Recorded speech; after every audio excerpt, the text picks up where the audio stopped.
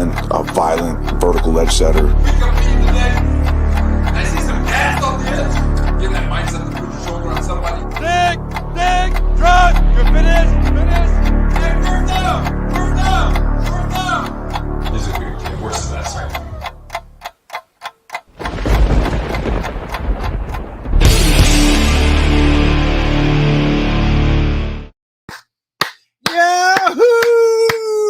What's happening, everybody? Here we are, 8:03 p.m. Eastern Standard Time. And this is the Talkin' Jets panel pacifier live stream. That's what it is. Because Ryan, our good buddy, Ryan from Jets Talk 24/7, is quite literally expecting a child any moment. Okay, she was due on Saturday and she's still pregnant. So that's like, you're standing around the house with a bag just waiting to go. That's where Ryan is. So Matt is actually out there working, interviewing guys like Mike Tannenbaum and everything. So here we are. I couldn't just let Tuesday nights go by. I felt all weird. So generally speaking, I would do the after hours Jets Fest. Why wait till 10:30 and stay up till 1 in the morning when I can just bump it up and fill our normal slot, right? So here I am. I am GreenBean. I am glad you guys here. We got Jets Chaos, Jeremy in the back, hanging out, waiting for us. I'm going to say hello to all you fine feathered friends. Starting us off is Johnny Mirahile. Jeremy, did I get it? Mirahile. Is that right? Mirahile. Yes, Johnny. He yells at me very consistently, guys. I don't know why I can't get it. I think I got it tonight, though. Jason Antona's here. Captain K Techno from the wonderful land of Ireland is back. Good to see you, K Techno. Bipolar Medusa, Justin Jets, New York Jets Tales. What's up with you? He's saying hello to Jets fans. Gilbert Farmer's here. Hank is back. Jets forever. Giving us our traditional green heart to start the stream. JETS, Jets, GreenBean is in the house. Patrick Zanelli, Pedro Lowe. Man, we got lots of JETS in the house. We should be psyched. I cannot accept anybody who's going to give me any of that shit that were negatives and this, and I'm not hearing it today. It's fucking day one of mini camp, man. I feel good. We're going to get into why I feel good tonight. And this show is going to be predicated on you guys. We're going to hear as many comments as we possibly can. It's just me tonight. Jeremy will come on a little bit later, I imagine. And then I got some stuff planned for next week. I'm going to fill the void every Tuesday night. What do you think? Matt can't be with me, but if he can, I'm going to bring him on. I'll bring some other guys on. I'll bring you guys on. We're going to have a good time. Bradigan's here. What's up, Chris? Bradigan's up there in Chicago, man. He's a Jets fan from Chicago, this guy. And he's not even, he's not even like from New York and lives in Chicago like so many of us. Like I'm in Charlottesville, but I'm from New Jersey. Nope. He's just a pure blood Chicagoan Jets fan. That's rare. You know it is, and he's here. Ryan Jett is here. Stephen Engel, our good friend. Let's see. Fat Gandalf. Where's the bean? Here I am, Fat Gandalf. I saw something from you in a second. My good buddy Tin Star, back from the 90s. Tin Star and I were message board fellas with Matthias Simon. We were all on the greenhouse together. Man, that was before we didn't have videos. None of this, right, Tin Star? None of this stuff. We were just on message boards all day at work. That's what we did. Let's see. Mahitz Telosi's here. Right on. Brian Still. Rob D. What's up with you, buddy? Nick W. B2B is back. You shortened your name, B2B. I don't know why you did that. I just started remembering the numbers. 00089 something, right? Snowball's here. Matt Curtis, Nick W., New York Sports Wicker Media. That is our good friend Watu2K. I hope you guys have been supporting his channel. It's got the wicker chair. It really does. A really spectacular wicker chair, quite frankly. So we got a big dick super chat to open this up. Nice and red. I'm going to be honest with you guys and tell you, on my channel, this is red number one. I've seen some golds. I've seen some pinks, some purples. This is the first time I've seen this color, and it is our good friend Fat Gandalf. So thank you. I sincerely appreciate it. He says, I got my bonus and annual salary increase today, so I'm paying it forward. Thank you for being there for the Jets community. Dude, come on. Jeremy, have you ever heard such madness and love? I've never heard anything so lovely. So thank you, Fat Gandalf. And let me tell you, man, there's a lot of paying it forward going on throughout the Jets community right now. I'm not sure if you guys have picked up on it. If you're on like either Jets Twitter, some of our videos, of course, and then even Jetnation, there's some permeations spreading throughout the community that there are people out there that can't quite pull it together, financially, whatever it might be, to get to an opening day game, or even if not opening day, a Jets game this year. So the community is banding together. There was a GoFundMe account created by our very own Iowa Jets fan. And we're going to put some money in there, but we're going to start, we've been talking, and we're going to start a GoFundMe specifically for Jets fans around the country who have never been to games. And they just, for whatever reason, they, whether it's financial or what have you, we're going to try to do what we can to help them out to get over to a Jets game at MetLife this year, next year. Hopefully we can keep it going. We're going to stack this thing, man. And Fat Gandalf, I am going to take a portion of this, 45 cents. I'm going to take a portion of this and I'm going to put it right into that fund. Hey, Merrill, I got a big dick super chat. Fat Gandalf gave us $99.99 because she goes, oh my God, that is big dick. Because he got his bonus and annual salary increase today. So congratulations, Fat Gandalf. That is great. Oh, it's so great. So let's see. Jeremy says it's Mira. Wait, hold on, Johnny. Hold on. Here we go. He says it's Mira Heel. Mira Heel. I think I got it. All right. We got it. We're moving forward. Lists like that. J.E. Allen checking in. So, right. Phil checking in from the UK. He is from Stoke-on-Trent. And we know that Phil has been a part of the channel and the Jets community for some time. This channel since the very, very beginning. And I'm happy to have you here, man. You're a good dude as well. And I love it, man. I think I saw Braden in here too. I can't get to the I saw Braden from New Zealand is in here. We are all over the world. So anyway, just to cap that, we are going to be putting this fund together. I'm going to let all you guys know, if you got $1, if you got it $10, let's all throw it in there. And we'll get it to people that, we'll have some sort of application, tell us the story, something simple, but just so we can understand what it is that somebody is, needing. And then we'll get him to a game, bro. And Sack Exchange heard about this. He's like, I want in. I want to make it happen. Sack Exchange, that guy's the real deal. If you guys haven't heard, he put together quite the exceptional seating arrangement for a lot of people at the Jets hangar. Guys like Lavernius Coles and Damian Woody and Tony Richardson, they're all going to be there. I heard a rumor that maybe even Woody Johnson's going to be there. So that'll be cool. That'll be really cool. But we're working on the tailgate and the Coney Island thing. I actually was supposed to call Jeremy. I was supposed to call Sack yesterday, and I never did. I'm bad. I'm behind. I'm behind on my obligations. I got to call him, bro. You know what I mean? What is that? So everybody's giving you shout outs here, Fat Gandalf. You know what I mean? Look, everybody's saying right on, bro. Shout out. That's right. Nice, fat man. Paul.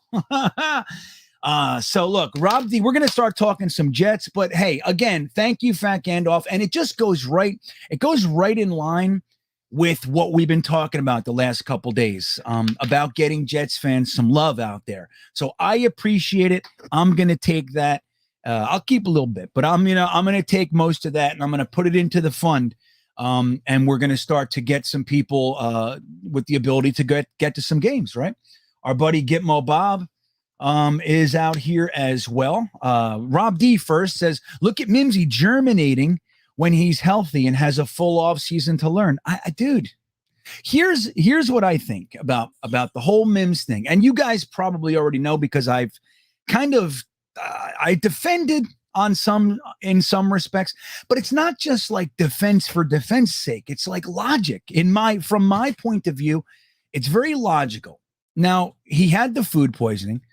He has a coaching change. They had the COVID year the year before. He looked good as a rookie, right? So we got all that stuff. We were excited, hoping he could take a step. And this new coaching staff comes in. He's not the right guy for their system, all that stuff. They make him learn 3 positions after the food poisoning. There's a lot there. There's a lot there. And in my opinion, while it's not necessarily rooted in fact, my thoughts are that maybe this coaching staff learned a little bit on the different tacks that people take to learn. Like, I've listened to coaches, man. I love reading books with coaches. I haven't done it in a while, though, except for Westy's book recently. But I love, I loved Jimmy Johnson's book back, a while back. And anyway, I read a few of them. But coaches talk about the understanding that each player needs to be reached a different way. You can't take, and Jimmy Johnson you can't talk to Charles Haley the same way you're talking to Emmitt Smith. It does not work. It does not work. And if you try to jam that square peg in a round hole, you're going to end up messing with a lot of careers, and you're not going to be able to maximize your talent. And what do we hope as Jets fans?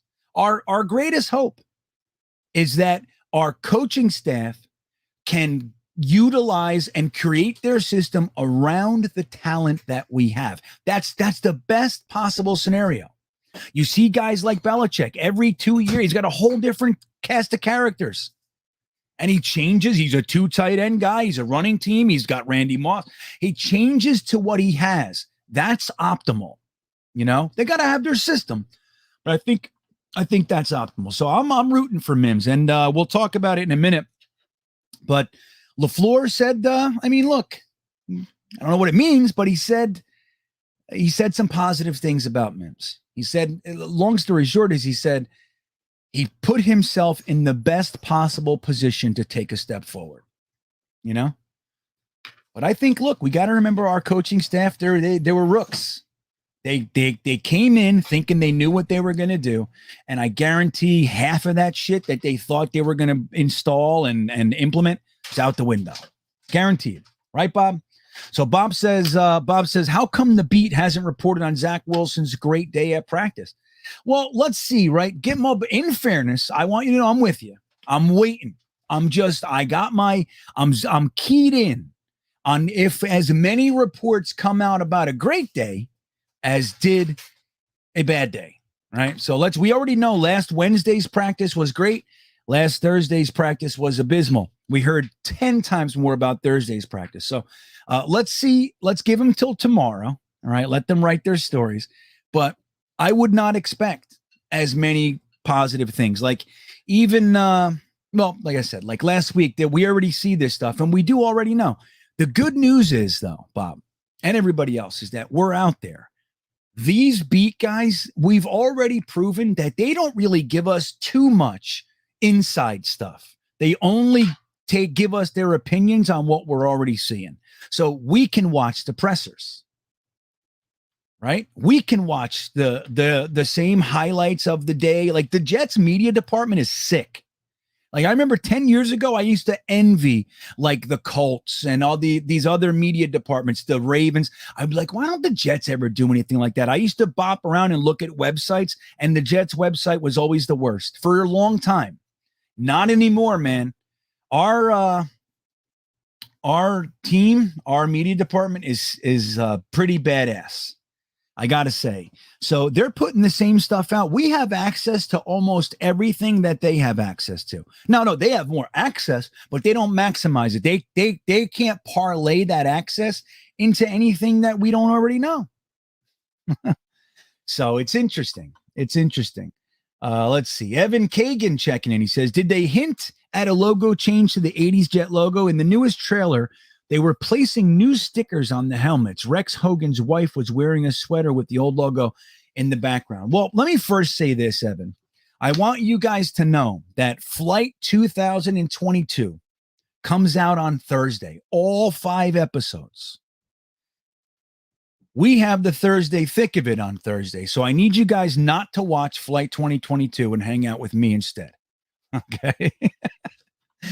No, what we're going to do, please. No, what we're going to do is we are going to have a watch party. Now, it's a lot of you guys aren't going to say, you're going to be, fuck you. I'm going to do what I want to do. That's fine. But very similar to how we watch games together on Sundays, where I'm over here, you're over there. You have your TV, I have my TV. Somebody's ahead over here, blah, blah, blah. We're going to, me and Frankie and Watch UK and Jeremy and everybody, we're going to be on the show and we're going to push start at the same time. We're going to watch it at the same time. I cannot put it on the screen. They'll shut the stream down. We already know this by experience. I had to go to copyright class and the whole thing. You guys remember that last preseason I did that. So we're going to watch it together and we're going to stream the whole damn thing. All 5 episodes in one night. And we're going to stop for commentary. My hope is that you guys will stop too and we'll all talk and the whole thing. Probably a lot of you are going to go, screw you, I'm watching it. And I'll just listen to what you say as well. That's fine as well. But long story short is we're going to do it on Thursday as well. Now, what about what we're seeing, these little clips and trailers and all that stuff? Here's what I think is happening. Now, if you guys don't know, Woody Johnson sent out a little TikTok tweet reel thing, and it was Ken O'Brien throwing a deep bomb touchdown to one Wesley Walker, 2 gentlemen that we talk about often on this show, right? 2 of my favorite guys from my childhood, right? These guys are 2 of my faves. But what is this? I can't get to the new comments. It's like keeps me stopped. So, and then his comment was, "What about those helmets?" Or take a look at those helmets, something like that. Would you look at those helmets? So, what helmets are they?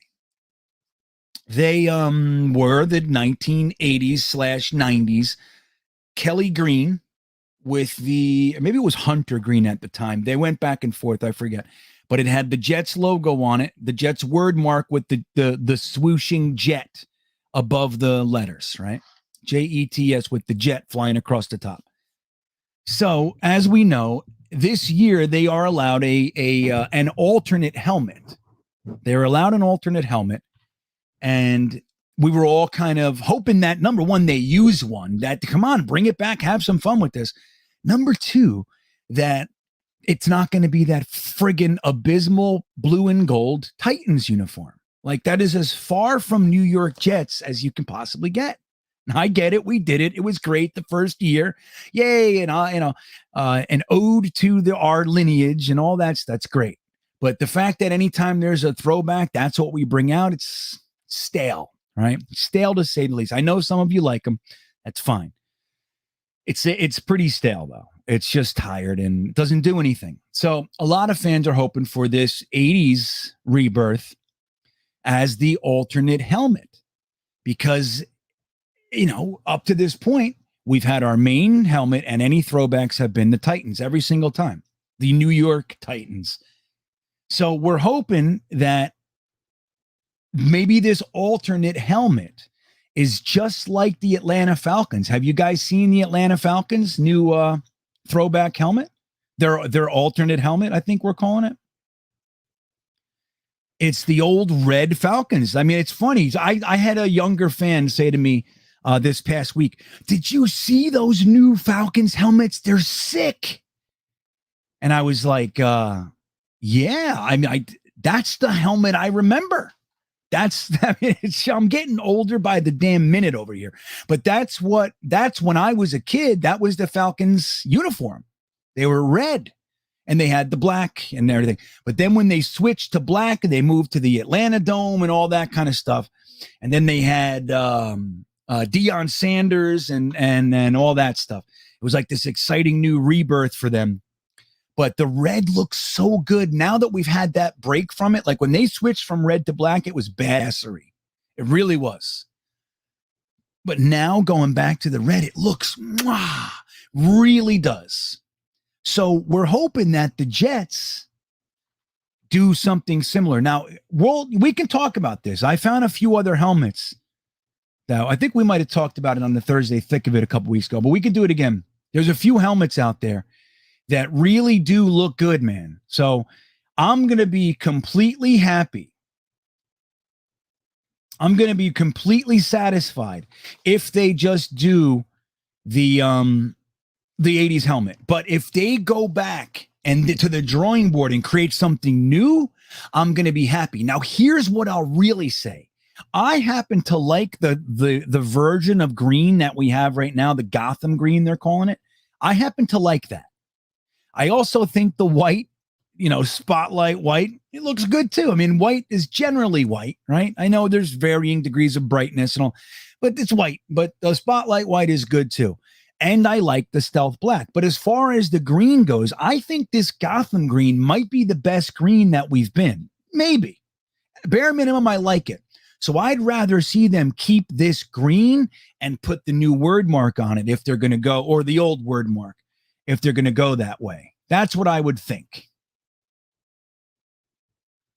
Hey, Jeremy, do me a favor. Can you tell me who the bottom comment is? Like, I feel like it's stuck. It's like I can't get to the comments for some reason, if you wouldn't mind. So I think they are hinting, Evan. That's my whole point. And now we're seeing, so Woody puts out the tweet and then people are kind of walking around to the old logo.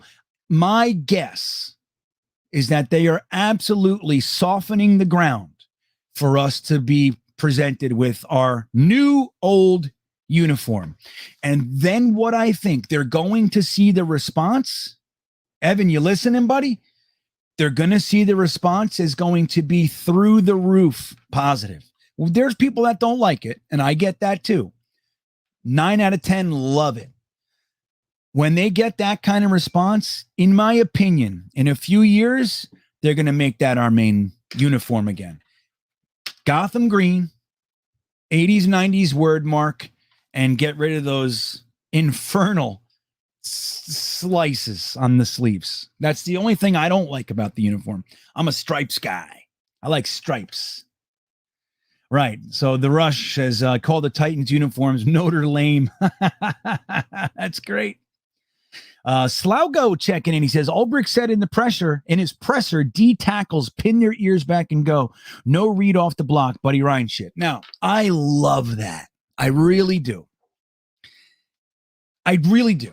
Slaugo. Don't I look like a guy who likes to just pummel the quarterback? Like I was a defensive end and a linebacker for most of my football career. I played offensive line. I played running back when I was really little, wing back and halfback. But I did that when I was small. But then as I got big, I was on the offensive line. Then I moved over to defense and I had landed at home. So I'm a defensive end by nature. That's who I am. I love the idea of sending the house and crushing the quarterback, running right over his running back, like the whole thing. I love it. But where that gets us into trouble is when an offense knows that we're just going to be going balls to the wall, they let you do that, and they screen you to death, they counter you to death, and they eat you up on the underneath. And if we don't have the linebackers to fill that, we're going to get destroyed. All of our guys are going to be 10 yards upfield, or let's say 5 yards upfield. In the backfield, they're getting penetration. They're getting rushing stat, hurries and all this stuff. PFF's rating them great. But we're losing. So that's my concern, because we didn't put any real assets into the linebacker position. It was one of the positions I thought needed the most, and we did nothing. So maybe not nothing. We did bring in Marcel Harris, which who knows, right? Who knows? At the same time, all right, let me see what Jeremy said about the thing. Decent. All right. It's moving fast. So Daniel Murphy right now. Yeah. So I see Rob D.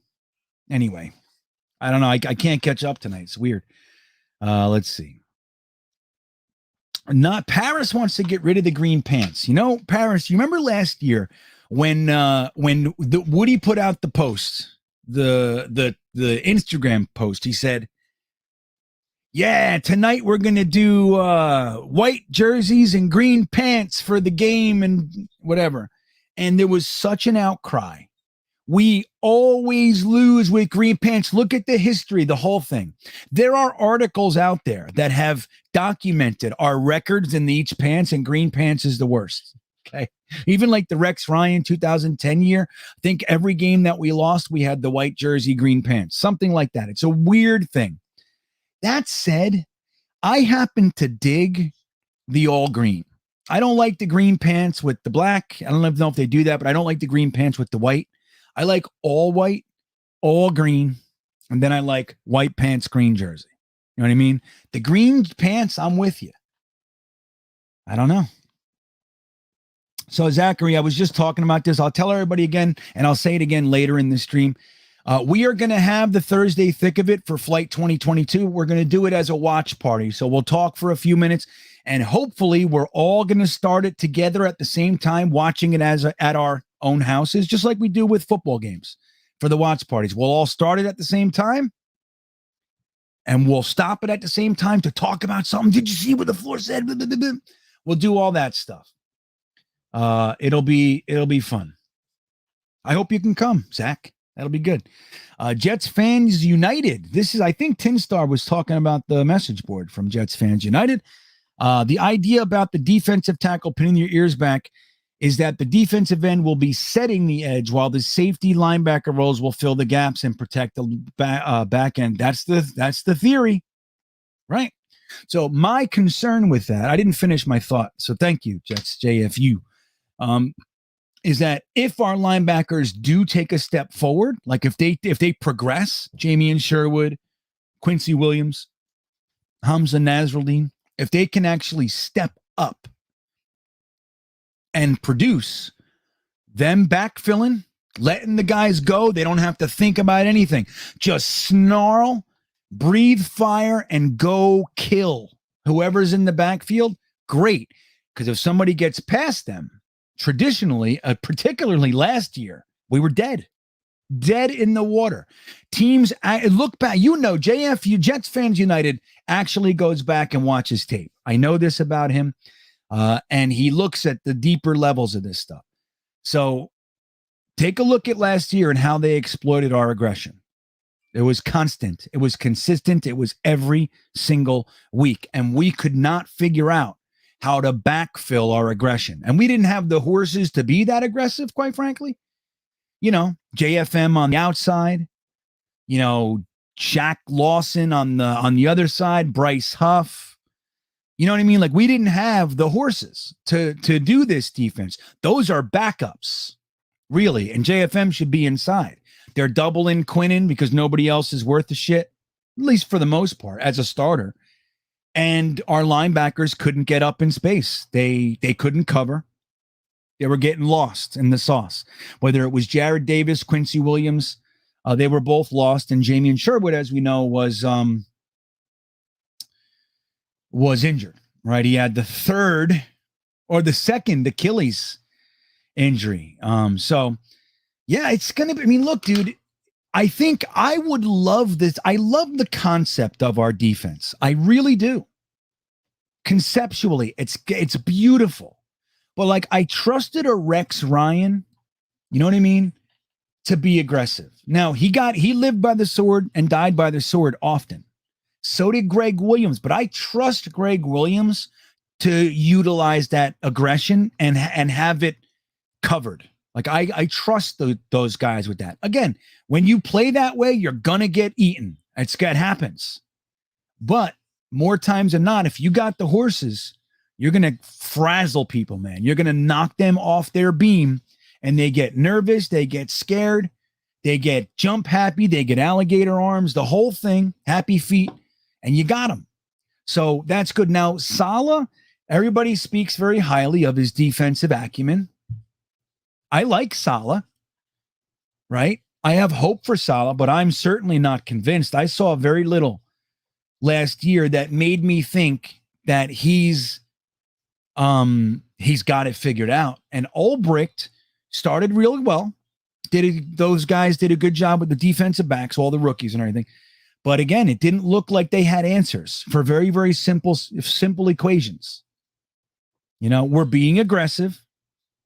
they're screening us to death. They're letting our rush get in, and they're throwing 10 screens a game, whatever it was. I have to be able to know that and stop it.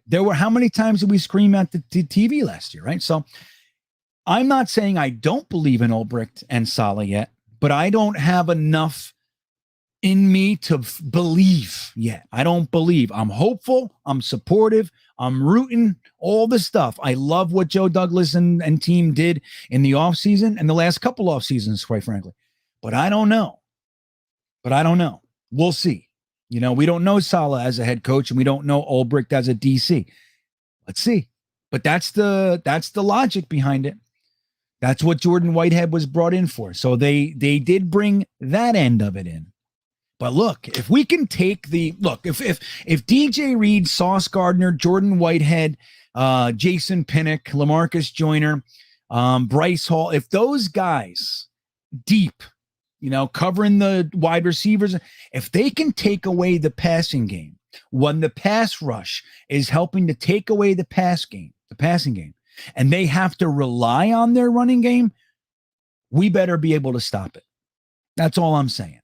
Because that's what it's going to come down to. Now, if we can, it's going to be a fun year. Hey, GreenBean from Lord Supreme. With that defense, snaps that Ulbricht spoke of, and Sal explained it better, do you think this formula works? Well, you know what? And I said it in my podcast this week. Episode 75 of Greenbean's Jets Pod is released and available now. I said it in that podcast when Saleh talked about it. He insinuated that Ulbricht thinks, the way he thinks, is that his defense is going to be getting off the field quickly. So 30 to 35 plays. Think about this. If you're getting off the field on third down 50% of the time, on the first third down, you're going to be cutting those plays down. As Saleh said, the average defensive snap count is 60 to 65 plays. So if you bring that down to 50, 35 plays is much more palatable, right? So that's how Ulbricht is looking at it. He thinks that his defense is going to be crushing everybody all day. We're only going to have 40 plays of defense. Of course, they're only playing 30 plays. I got to give them a rest. You know what I mean? We hear it as like, what? 35 plays? That's 40% or 45%, whatever it is. Math, not my thing. Like Lord Supreme, it makes sense, right? The logic behind it, we struggle with injuries, right? Our health has been a concern for 5 years. So you limit, how consistently they're on the field. You remove them from the danger an additional percentage of time. You want impact. You give the guys enough rest, and you have the depth that is good enough to backfill it. You know what I mean? To support, so the rotation is healthy, and you got guys that are rested and healthy more of the time. Sounds great. In theory, I get it. I really do. I just don't know if our depth is as good as our front line. And I really believe in Quinnen Williams. I do. I really do. I like that kid. I like him. Curly Norman says, we really enjoyed the Westhoff interview the day, Bean. Wasn't it good? I got to say, Curly Norman, and as you know, I'm going to be transparent. I'm very biased here. I am.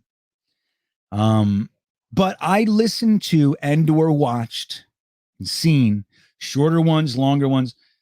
Well, none was longer than ours, but I think that was the best one so far. I don't know what's coming. He's probably going to do a whole bunch more, but I think that interview was awesome. And you want to know why I think it was awesome? Because I read the book. That's why. I actually knew what he was peddling. You know what I mean? Man, so I don't know. I was just so excited to have him. Hopefully I can get you guys some more of those interviews, because I enjoyed it. I was nervous, guys. I'll be honest with you guys. I get starstruck. I'm a fucking fan. I'm a diehard fan here. David Gerard said, what's up, David? He says, I agree. I like Saleh, but he didn't prove anything to me. Clock management should be head coaching 101. He had some ugly points on special teams, which scared me. Yeah, now here's the thing, David. I agree with everything you said.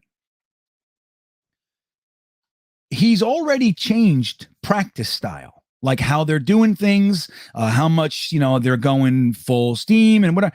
He's already altering things from this camp, from last camp to this camp. So that teaches me, that shows me that he's learning, right? What we want is a guy like, unlike Bowles. Bowles was not confident enough in his own skin and in our head coaching position to change. If something happened, he had to fire somebody. Get out of here then. If they challenged him or whatever, he had to get rid of him. That's the only solution he had. Robert Saleh looks to me like somebody who can be humble enough to recognize that if I was doing something incorrectly last year and it netted, even though I believe in it, I look at the results, I look at potential solutions, and if I'm being humble, I can usually see that one of the other solutions is going to apply and potentially lead me to greater returns. So the clock stuff, I fully expect a rookie head coach to go through that stuff. I just do. Not everybody is Sean McVay out of the box. Most aren't. Look at the toast of the town this year is who? Who's the toast of the NFL right now as far as young coaches go? Is it, remember Nagy was the guy? McVay was the guy, he still is. But the toast of the youth movement is Zach Taylor. The Cincinnati Bengals. 3 years ago, when he had his first year, he looked lost in the sauce. He looked like a deer in the headlights. He was confused. He made plenty of bad moves. The next year, he was better. Not great. He was better. And then last year, he looked like he was flat out coaching people, So that's what we have to see. We have to see improvement, David. And that's what I think. I mean, concerns valid. I'm with it. They have to have answers. They can't go through 17 straight games losing because of screen passes. You cannot do that again, buddy. Now, if he was just saying, hey, I don't really give a shit about losing. Ultimately, I want these guys to get the system in their head. I want them to understand this. I'm willing to take the pops and the chops this year. Okay, I respect that. I don't know if that's what it was. It looked like it. Jets forever. Nazrul Dean is a superstar. He's our best linebacker. Yes. B2B.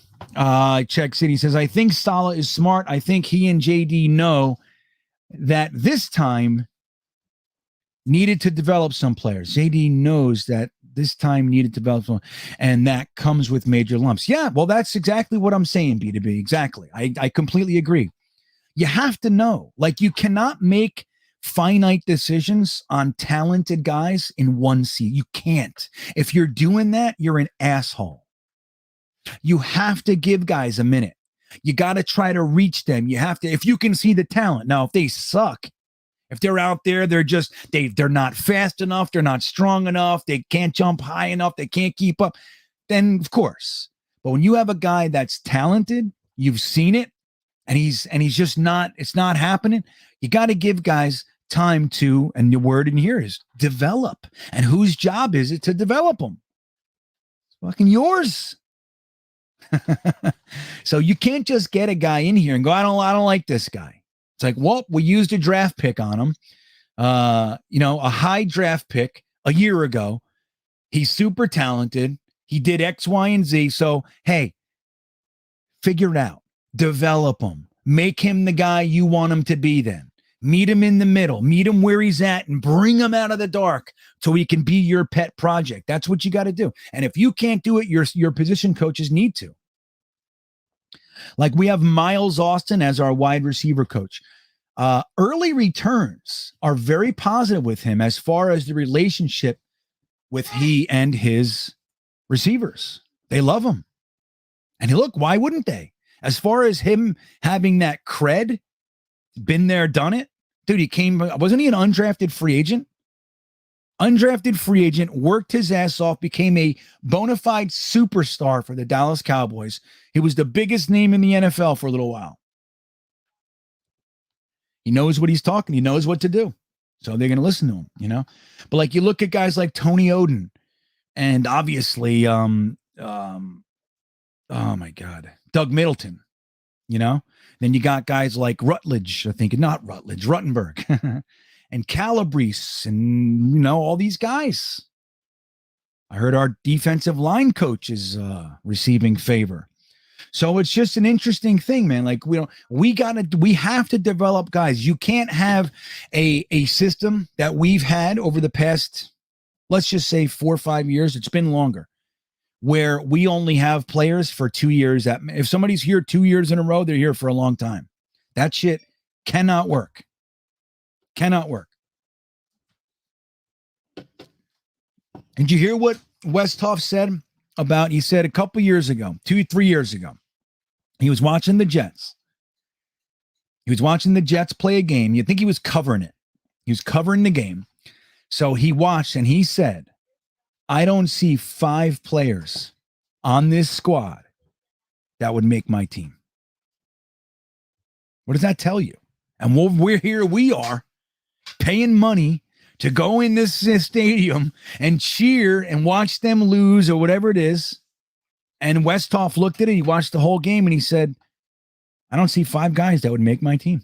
Not 5. Now, he said that might be a bit unfair because admittedly I didn't watch tape on him. But from what he saw, not 5 guys out of 53. Right. This is the truth. Wicker Media, WA2K checking in. Good players make coaches look smart. That is true. But great coaches make mediocre players look great. You know what I mean? So when you can have both, you have really good players with really good coaching, you have the Rams. That's the situation with the Rams. Dude, they're an interesting test study, aren't they?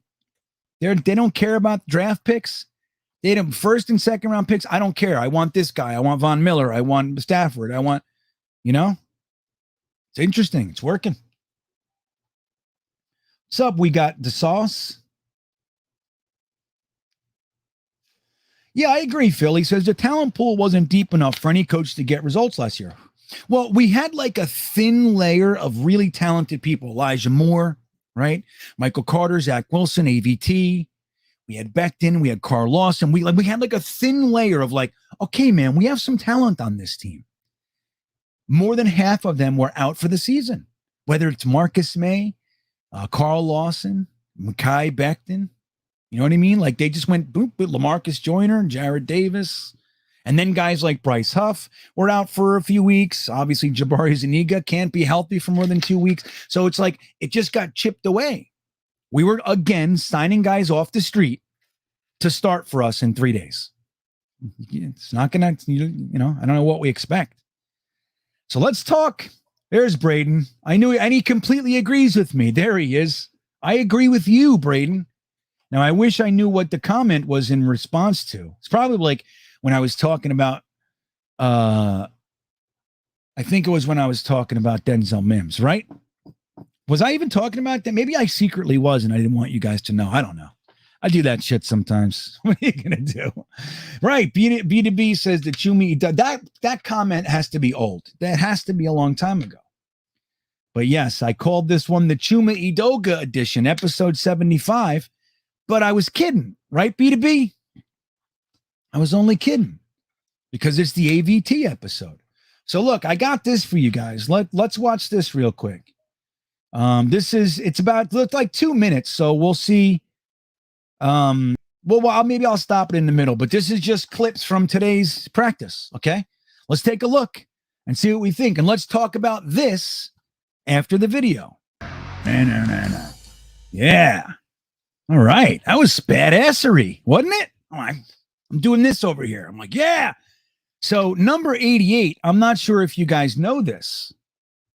Number 88 is Kenny Yeboah, bro. That's who number 88 is now. He changed 83. Who's 83? Isn't it Tyler Conklin? Right? Conklin, I think, came in and he grabbed your bow and he said, listen. Jermaine Johnson did that to Mims. Remember that little video? He walked in the Jets locker room for the first time and he saw 11. He said, I got to do some business with that guy. Well, I guess business didn't happen. He grabbed Mims. The Mims grabbed him back. That's what happened. I think it's Jermaine. I think Mims would have probably given it up, and they still may, but I don't know if you guys are aware. You can't, a defensive lineman cannot have number 11. Let's just say they can't have those numbers. So if they called him a linebacker, technically he could, but he's not a linebacker. He's going to be a down lineman, so that they can't do that. So I think that's really the hurdle. But so let's talk about that. Number one, Anders says, think if Becton is an all-pro left tackle. Well, or an all-pro right tackle, right? Either side. Now, my thoughts are one of two things, just quickly because Anders asked. There's a lot of people thinking that Becton is, it's already written, Becton is on the right side. And that may be the case. If that is the case, it bothers me a little bit. And I'll tell you exactly why. Because they're talking about Fant earning the right to compete for it. That's great. I agree. Hey, man, he manned the left tackle all year. He was a top 10 tackle. The whole thing, he definitely earned the right to do it. But you have a guy who is potentially an all-pro left tackle. He was out 1 year, you know? So if they're going to have a camp battle, have a camp battle. But LaFleur said in his presser today that they're going to try to make that decision on the quick side. Now, Fant's been there for OTAs and the voluntaries and all that. So my thoughts are that he would have a leg up, at least on that. Again, if that's what they're doing, I think that's not a good look for me. That's not good. Now, if they go into training camp and 2 weeks in, they decide Fant's our left tackle, Becton's our right tackle. Good, because you want whoever's going over to the right side to play over there with his new line mate, AVT's going to the right side. So maybe Becton's happy to go over there because then he can do that Smash Brothers shit again. You know what I mean? Just shut up until you actually smash someone together. All right? Smash one guy together and we can call you that. Don't do it in the middle of training camp. But again, I just think I haven't seen anything that leads me to believe that Becton shouldn't get. If he's healthy, he's our left tackle. If you want to give Fant earn the responsibility, the opportunity, great. I support that too. Whoever it is should be the best guy for that job, not preconceived notions. And whoever it is, they should know sooner than later, which is what Mike LaFleur said, which makes me happy. So let's see. I just saw something from somebody here. Let's see. Where did it go? Somebody said we're stacked. Where did it go? I might have lost it, buddy. Sean McAteer. This is old, though. I'll just say it because I saw it. He was, I believe in Salah. We had nothing to work with by game 4, and we did the best we could. I believe in all our coaches. Those are JD's guys, and and I believe, too. I have hope. There's a lot of coaches I really do like, Sean. I really do. Like, how the hell do you not like Middleton? Okay? Now, he's highly regarded as a tight end guy, too. But in addition to that, having him around is definitely a positive. I also believe in Mike LaFleur. I think he did enough last year to get me excited, okay? Hook and ladder alone gave him 3 more points up the damn rungs.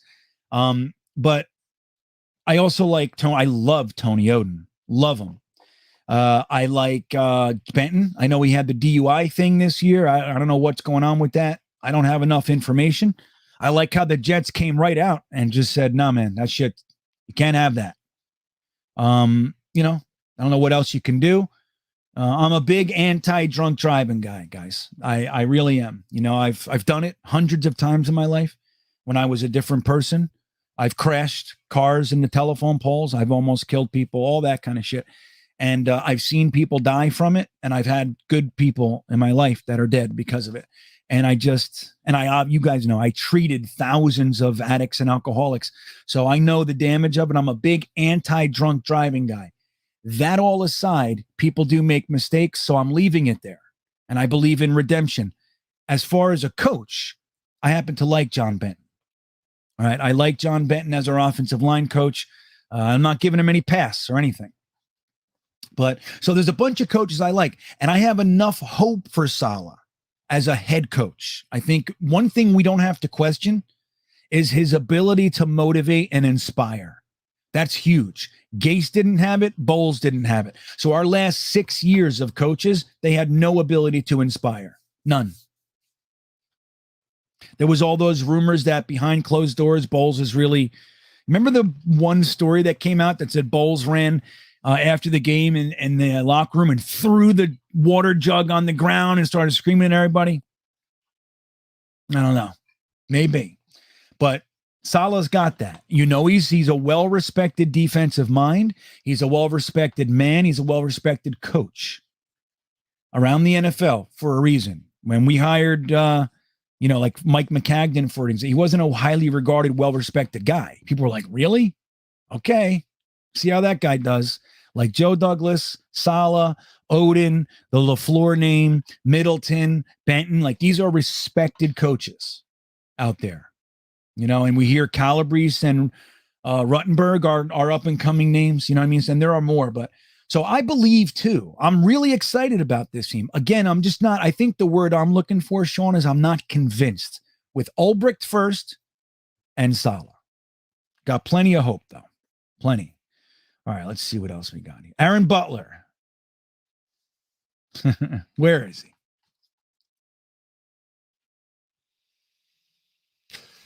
Let's see. Where's Aaron Butler? Aaron Butler's here. He's saying the Ravens this, the Ravens that. Yeah, I know. Like I've said. It's funny with Ravens fans because they think, my wife is a Ravens. I got into this with Aaron already. He's around a little bit. He's almost respectful. So I don't have any issue. But the thing is with the Ravens fans is you just had a losing season. Now, I know you have a million excuses for it. So do we. All right. You just had a losing season and you changed your entire defensive situation. All right. What's his name? Wink Martindale is gone. You traded away many opinions, the best wide receiver you had. Lamar Jackson, who depends on his legs, is coming off of an injury. So there's a lot there, man. There's a lot there. The reason that a lot of teams don't like quarterbacks that rely on their legs so much, I know it's becoming less of a thing than it was in the past. Most running quarterbacks, like run equal to pass kind of guys, they don't last. They don't last long. And Lamar Jackson just had his first season-ending injury, I'm pretty sure. So Ravens fans, you guys are the ones standing on the edge of a knife, not us. We're used to losing opening day. All right. It would suck, but it's not going to be as bad as it's going to suck for you when the New York Jets come out and fatten your lip. That's the difference. So Ravens fans can talk all they want. I got a bunch of them in my life. They're arrogant. They're fucking pompous because they're used to winning. But as great as you are, I don't see too many rings. There's 2 in the past ever. So, again, just, you're not as good as the pomp. And you guys just did a whole bunch of moves. You got 4 great tight ends. Great. Fantastic. Let's see what they do when Lamar Jackson's running for his fucking life. Let's see. We'll see. Again, the Ravens win. The whole NFL expects it. Most of us even expect it. We want to win, of course. The Ravens lose. It's going to be a big old pop of your balloon, my friend. So that's all. That's all it is. Tin Star, too many injuries and mostly at the same position, GreenBean. It's hard to make progress when you have a new safety tandem on a weekly basis. Dude, tell me about it. And it started the first half of the first game. And that's because, and look, it's I should say it's because, but when we depend on older players, like LaMarcus May is an older player, even though he's not that long in the league, really, he started older, right? So he's turning 30 when other guys in his class are 26, like Marcus Williams. He's in the same class, same draft class, totally different scenario. So LaMarcus Joyner, who we're bringing back in, There's another old head, not old, but he's aged vet. So when you do that, when those guys go down and you don't have that full support underneath, like if you depend on them to make it the whole season, I think you run into dangerous waters, like now what we did. So we brought in a 25-year-old to start, Jordan Whitehead. You got 25-year-old Ashton Davis. You got 23, correct me, it might be 24, 23 or 24-year-old Jason Pinnock, right? And then you got some other younger guys back there. Now, I'm not even convinced that they won't bring someone else in. But I think the attention has switched a little bit. And hopefully we have a different scenario, because like Tin Star just said, that's the kind of scenario that you can't get around. You can't get it around. You can't get around it. I mean, if you're bringing in new guys to start every week, look at game one. Who was it? What the hell was the guy's name? He was out there for a few plays, a handful of plays, and he gave up the damn touchdown from Sam Darnold to Robbie Anderson so he could run around and do the whole anti-Jets thing. And he was cut like right after that. We're like, get him out of here. He sucks. But he was out there for us and he got burned. He didn't respect Anderson's speed. Like, if there's only one thing you got to respect with Anderson, that's his speed. You can take a risk on anything else he does, right? And we know Robbie Anderson has expanded his route tree over the years respectfully. I commend him. But the one thing, red wine, there it is. Thank you, Jeremy. Jeremy flashes me the lights. I'll bring you on in a few minutes, buddy. So anyway, I lost my train of thought now. Anyway, I'll jump to this one. Defense wins championships. My old buddy from Jetnation days. We're stacked now around Wilson, Mekhi Becton, Laken Tomlinson, AVT, George Fant, Garrett Wilson. 1, 2, 3, 4. Where's the other? Oh, you forgot Connor McGovern, dude. What are you doing? DWC. Garrett Wilson, Elijah Moore, Corey Davis, Tyler Conklin, CJ Uzoma, Jeremy Ruckert, Brees Carter. Yeah, dude. This is the best offense we're bringing out on the field, at least talent-wise, in a very long time. You can say 2015, but that was a mercenary team. They don't give me as much as I thought. It was fun. I enjoyed it. The mercenaries, it's like it's you win now or nothing. It's over. And when we lost, it was over. So Jets gang checking in. He says the Ravens only got 16 playoff wins too. The Jets 12. Yeah, I know. Look, I don't think anybody can argue that the Ravens are a better franchise than the New York Jets, right? Like, I mean, let's be real. At the same time, the Ravens are not necessarily the juggernaut that they think they are. They always stall. That's kind of what they do. They're a stalling team. And, they've made a lot of changes this year. And they're coming off of a losing season. Like, if you talk to a Ravens fan, which I do, I talk to Ravens fans. Not as much as you guys, but I talk to them. If you say, you guys had a losing season last year, you're going to hear about the injuries. That's what you're going to hear about. And rightfully so. I mean, shit, they were starting our undrafted free agent quarterback, Josh Johnson, right? Wasn't that his name? Josh Johnson. They had him as a starter. He was our fourth or third for a while. And he started. So it's real. But the same thing was with us. We're a young team with young coaches and everything. And half our team was decimated. We had arguably the best draft in the NFL last year. Thing is, the Ravens had arguably the best draft last year. They had a stellar draft. They got Kyle Hamilton and Tyler Linderbaum and fucking, the tight ends. They got Likely and Kolar. They got a lot done. They had 6 fourth-round picks. So they got a lot going on too. But the thing is that they are not as good as their pompous attitude reflects. They're just not. They're not. So this year, what they're going to learn most likely is that this is not the same old Jets.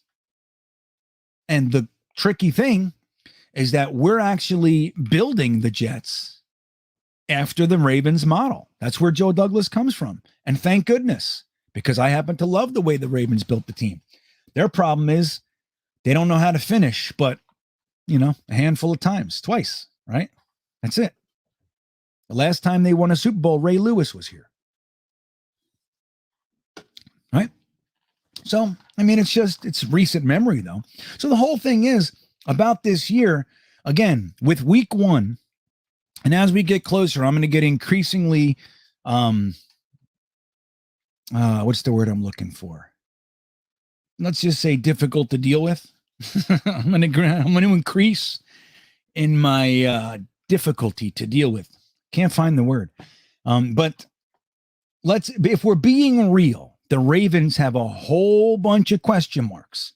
Getting them week 1 is best case scenario for us. And I think we're going to go out there and we're going to punch them in the face harder than they're ready for it. Now, will we win? Yes. That's what I have to say.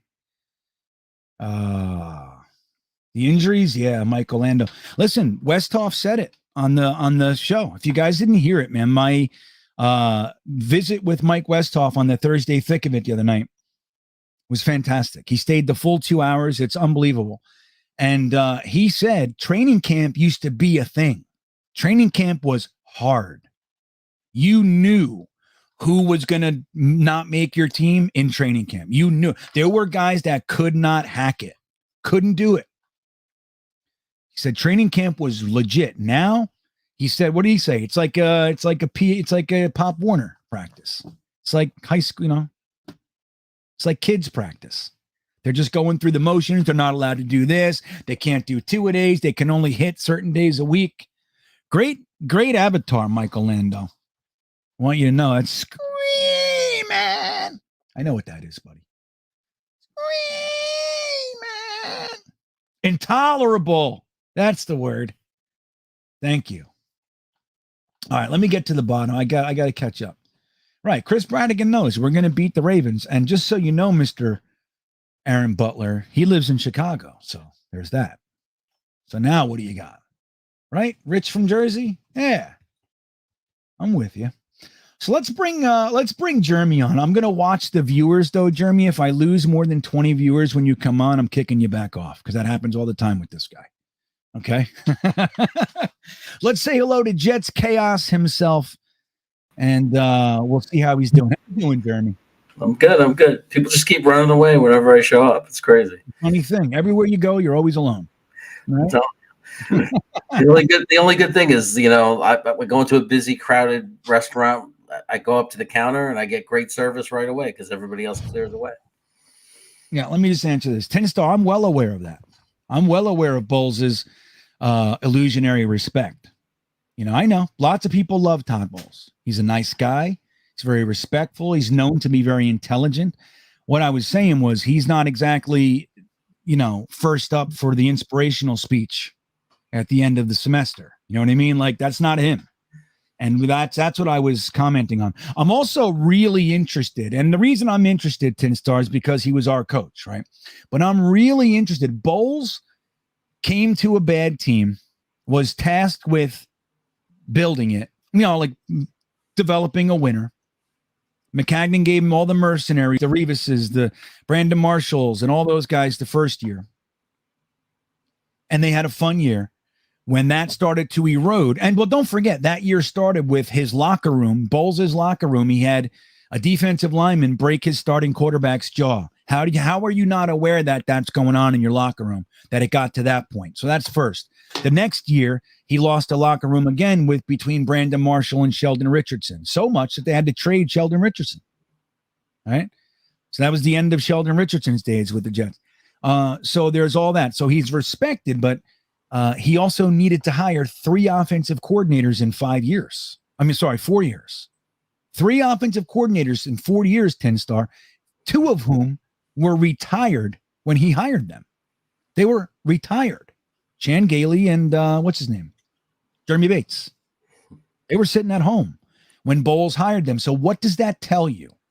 it tells you that there wasn't a lot, there wasn't a line wanting to work with him. And the one guy that he had that was excellent, John Morton, right? John, I think it was John Morton. He was the best coordinator that we had in a long time. He was fantastic.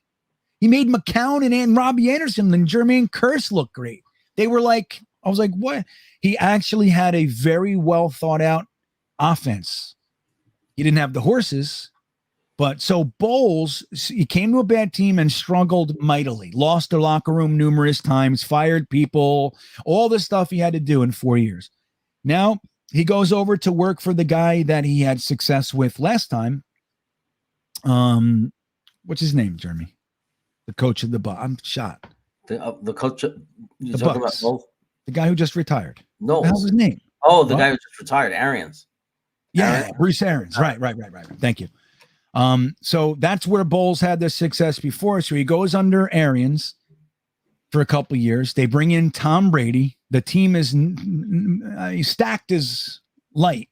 That's modest. Team is fucking stacked. They had potentially the greatest quarterback in NFL history. Bruce Arians leaves and puts Todd Bowles nicely in the leader's chair, in the captain's chair. So that's called stepping in shit. That's what we call that. You know what I mean? Now, Bruce Arians loves Todd Bowles. Let's make no mistake. Those guys are buds. But I'm really curious to see if he can even handle that, because I don't personally think Bowles is all that good. Defense, sure. But let's see. I'm interested. Right? He was a beast, Mike. Morton was a good offensive coordinator. The rumor is that Bowles didn't like him personally. That's the rumor. He wanted more running and he was whatever it was. There was something like that. Now, I don't know how accurate that is. I'm not going to choose to believe the beat for what serves my purposes. You know what I mean? My argument, then I use the beat's information, but I don't know how accurate any of that shit was. But that was the rumor, that Bowles personally had a thing with with John Morton. I think it's John. Anyway. Yeah, right. Jetskank says Brady's the coach in Tampa. Yeah, at least on the offense. Well, the good news with that, too, is Byron Leftwich is actually another very well-respected offensive coach. He was the quarterback at Marshall after Chad. He's the guy who replaced Chad.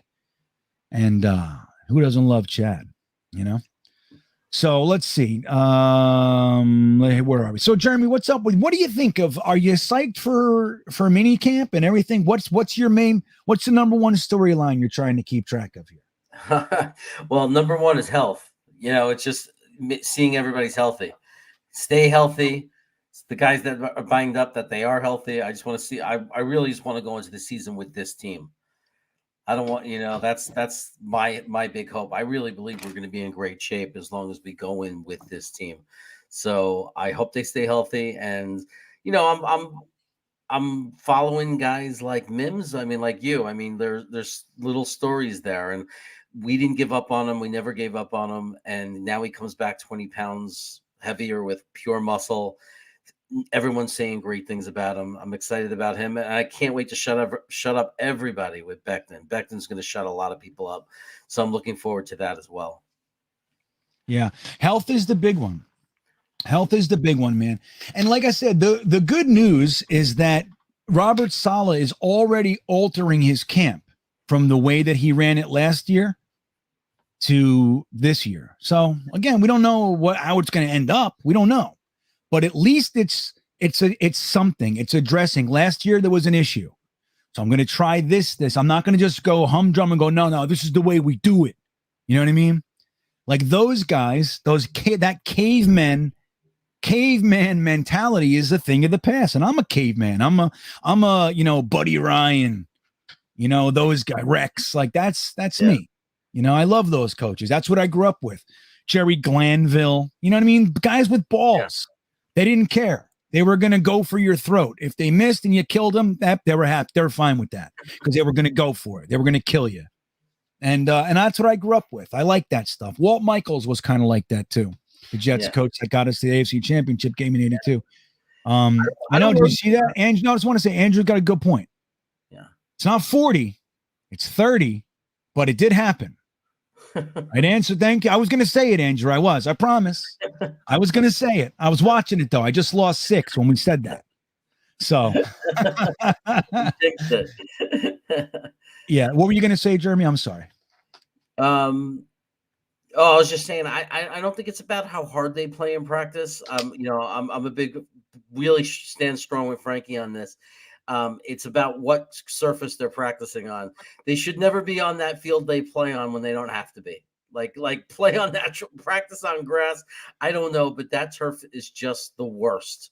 Well, they don't. Well, they never practice on the turf. Well, that's good. Oh, no, right. No, I'm sorry. When they go inside, it's turf. Correct. Yeah. What am I doing? All right. So you know what I'm going to do, Jeremy? I'm going to do something interesting here. I'm going to I keep doing the same stupid thing. I'm going to put the link in the description of this video. Hold on. There we go. I just heard myself. I hate it. I'm going to go ahead and I'm going to put this link in the description of this video on the top. Okay. Mm-hmm. And if you guys want to call in, you can. All right. So there's the link. It's in there. Hold on. I'm gonna make it official in just a second. Okay. So Jeremy and I are gonna be here. All right. We'll hang out. But I just put the link, make sure, in the top of the description, not in the comment section, in the description. If you guys want to come on and chat, I'm just gonna tell you a couple ground rules. One is, I don't care if you're a Ravens fan or a Chicago Bears fan or whatever. If you come on, we can have an intellectual or at least semi-intellectual discussion peacefully. If you're coming on to say you suck, or if you're coming on to show your ass, whatever it is, I'm just going to hang up on you quickly. It's not going to be all that great. It's not like you see in your brain. Okay. Anybody who wants to come on, we'll keep it to like 3 minutes. So we can't have 15-minute diatribes and everything. So if you guys want to come on, you can. All right. Any one of you. Let's see. So, but you say you're talking about the field, right? Yeah. I know he was. Slago, don't get me wrong. I didn't really like Jerry Glanville. I liked him at first. I did. I liked him like the first year that he was kind of out front. But overall, he was my lead. I'm just talking about guys that kind of had that similar mentality. Even Greg Williams fell under that. And look what he did his first year here, man. He took a big batch of nobodies. And we had the, decent defense, 50, middle of the pack defense, top rushing D. And it'd be nice to get there this year, Anyway, I get it. I'm with it. I understand the NFL has changed. Do me a favor. Go outside into the refrigerator. On the top shelf is another one of these. Grab it from me. So we got our first caller. Let me just finish my thought there. What was I just saying, Jeremy? I'll get right to you, V-Man. Okay. What was I just saying? You lost me because Jerry Glanville. Yeah, I just like those. I come from a different era. It's like I like blitzing. I like having a blitz every single play. It's just one. So send 5 every single play. From the corner, zone blitz, send a linebacker up the middle, do a stunt. I like that shit. I like 4 down linemen too. I'm really happy about that, guys. I really am. So let's say hello to our first guest for tonight. Again, we're going to keep it till approximately 3 minutes. I'm going to do a little timer thing. I got no chicken, no V-Man, but let's say hello to our good friend, V-Man. What's up, buddy? What's up, man? Just hanging around.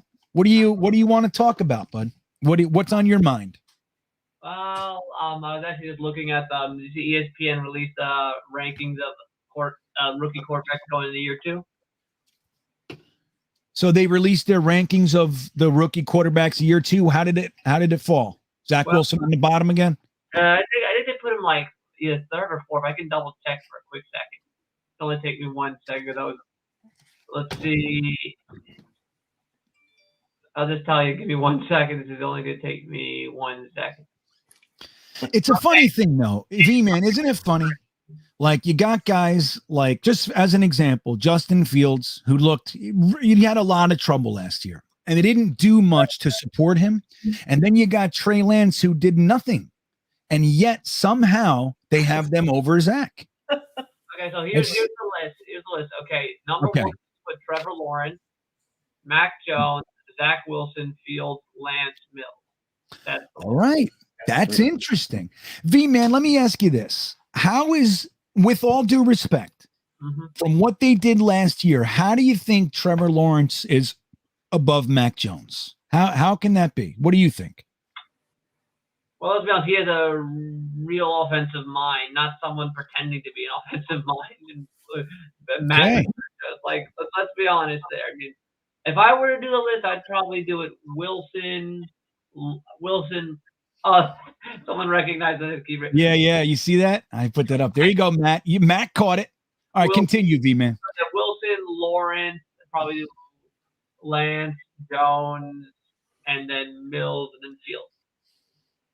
Right. So, but look, now Trevor Lawrence was interesting last year because he went like 6 games without a touchdown, right? And he had a pick in every one of those games, something like that. But meanwhile, even though he looked like he just couldn't seem to put it together, he looked so good at periods all through that. Like he's got the arm, he's got the accuracy. He's a really interesting quarterback. He is. Oh, he is. But V-Man, what do you think? So they have Zach Wilson at 3rd. Do you think that's accurate? Does that make you feel good? I honestly think it should be above. I think it should honestly be above Jones. Like, I mean, you're ranking them going into year 2. You're not ranking them based on what they did the first year. You're ranking them based on the situation. And Jones is in a good situation. I mean, let's be honest. The Patriots can't beat anybody with a pulse. They cannot. They were 3-7 last year versus teams over 500. They're 8-18 since winning the Super Bowl. They're not a good. They can't beat good teams. They beat up on the loser clubs and then they get exposed versus top tier competition. I mean, let's be real. The 2 good teams they've beaten the last 3 years were the Ravens in a monsoon and the Bills in a windstorm. So the weather did have to work for them. So they can't be anybody good. Yet people constantly want to think that there's still something there when there's not. Well, it's interesting with Mac Jones, though, and the Patriots, for that matter, is that they're definitely 99% chance that they're on the decline right now. Now, we don't know if they'll go as low as us or anything like that, but they're definitely on the decline. But don't you think, I think people just have a hard time comprehending it. They don't want to admit that it's like, honestly, let's be real here. The Patriots' mystique and aura was shattered the day they lost the 1 seed to Kansas City in 2019. That's the day when everything ended. Interesting, right? I thought you were going to say when Brady left. No, that's when it goes, because that's the game they never lose. That's the game that they would never lose. Like, clinching that first round bye. Like, they always lose at home against a division rival. They never lose. They, like, for the last 10 years preceding that point, they would not lose that game, and they lost it. Honestly, right. Funny thing was, I predicted it. I predicted that they would lose the first round.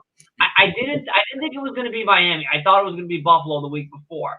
But I said, because Kansas City had the tiebreaker with them, I said, they're going to lose that first round bye to Kansas City. And I think it was on Ryan's live stream where I called in and I mentioned it. And lo and behold, it actually happened. Yeah. Well, hey, a broken clock is right twice a day, right, V-Man? We all get some. I get right. I'm right every now and then too, buddy. To be honest, though, I haven't been wrong about a Patriots take since then. Every take I've made has been spot on. Oh, you're actually good at it. I see. Like I can give you them all. Like I can give you them all. It's insane. Like I predicted, like it was. I DM'd Matt and I said the Patriots were going to miss the playoffs and have a losing record in 2020. I said that they were going to probably panic spend. I said they were going to panic spend in 2021. I said they were going to collapse down the stretch in 2021. And I knew they were going to lose to the Bills. I didn't know they were going to lose that much. Yeah, well, hey, so tell me this. We're going to get you another prediction right now then. Since you have your finger on the pulse of this team, what do you think their record's going to be this year? The V-Man official record for the Patriots. Okay, the V-Man official record. Like, well, this is the deepest the AFC's been in years. Let's be real, it's the deepest. Oh yeah. So I'm probably gonna. I think that they're gonna be. Let's see. I'm probably gonna put them at 6-11. Wow. 6-11. V-Man, I'm going to tell you something right now. That would make me happy. I would be. I will guarantee double. I will say this. I will guarantee double-digit losses. Wow. Okay, so he's saying 6-11. That's his prediction. But even if that is a little bit different, he's saying I guarantee double-digit losses. Wow. I like it. I like it. Hey, If V-Man. I'm wrong, I will shave. If I'm wrong, I will shave. I'll go baby face first until the draft. I know. I got to do something. Like if the Jets win opening day or so, if the Jets make the playoffs, I'm going to like. No, I can tell you what I'm going to do. The Jets win the Super Bowl. What are you going to do? This is going to become a Fu Manchu, and I'm spending the whole next day wearing my vintage Namath jersey. There you go. Well, that doesn't sound so bad. A little Fu Manchu with some Joe Namath action. I think that's pretty good. So listen, before you go, can you give us a little 3-chord progression riff on your guitar back there? Here, I'll play. You mind if I play some Black Sabbath? I do not mind if you play Black Sabbath. Right. Just a few seconds though, okay? All right, sure. Let me just turn this thing on. I also got to kick this on.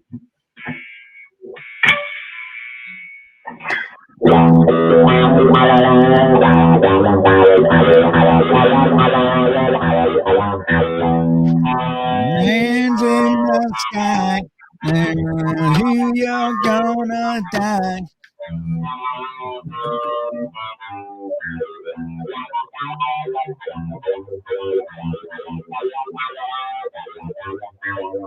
Awesome. It's one of my faves, bro. I love it, man. Love it. Well, V-Man, thank you for checking in, my good friend. It's nice to see you, and we're gonna hold you to those predictions. When it happens, I'm gonna be the first one reminding everybody that it was you.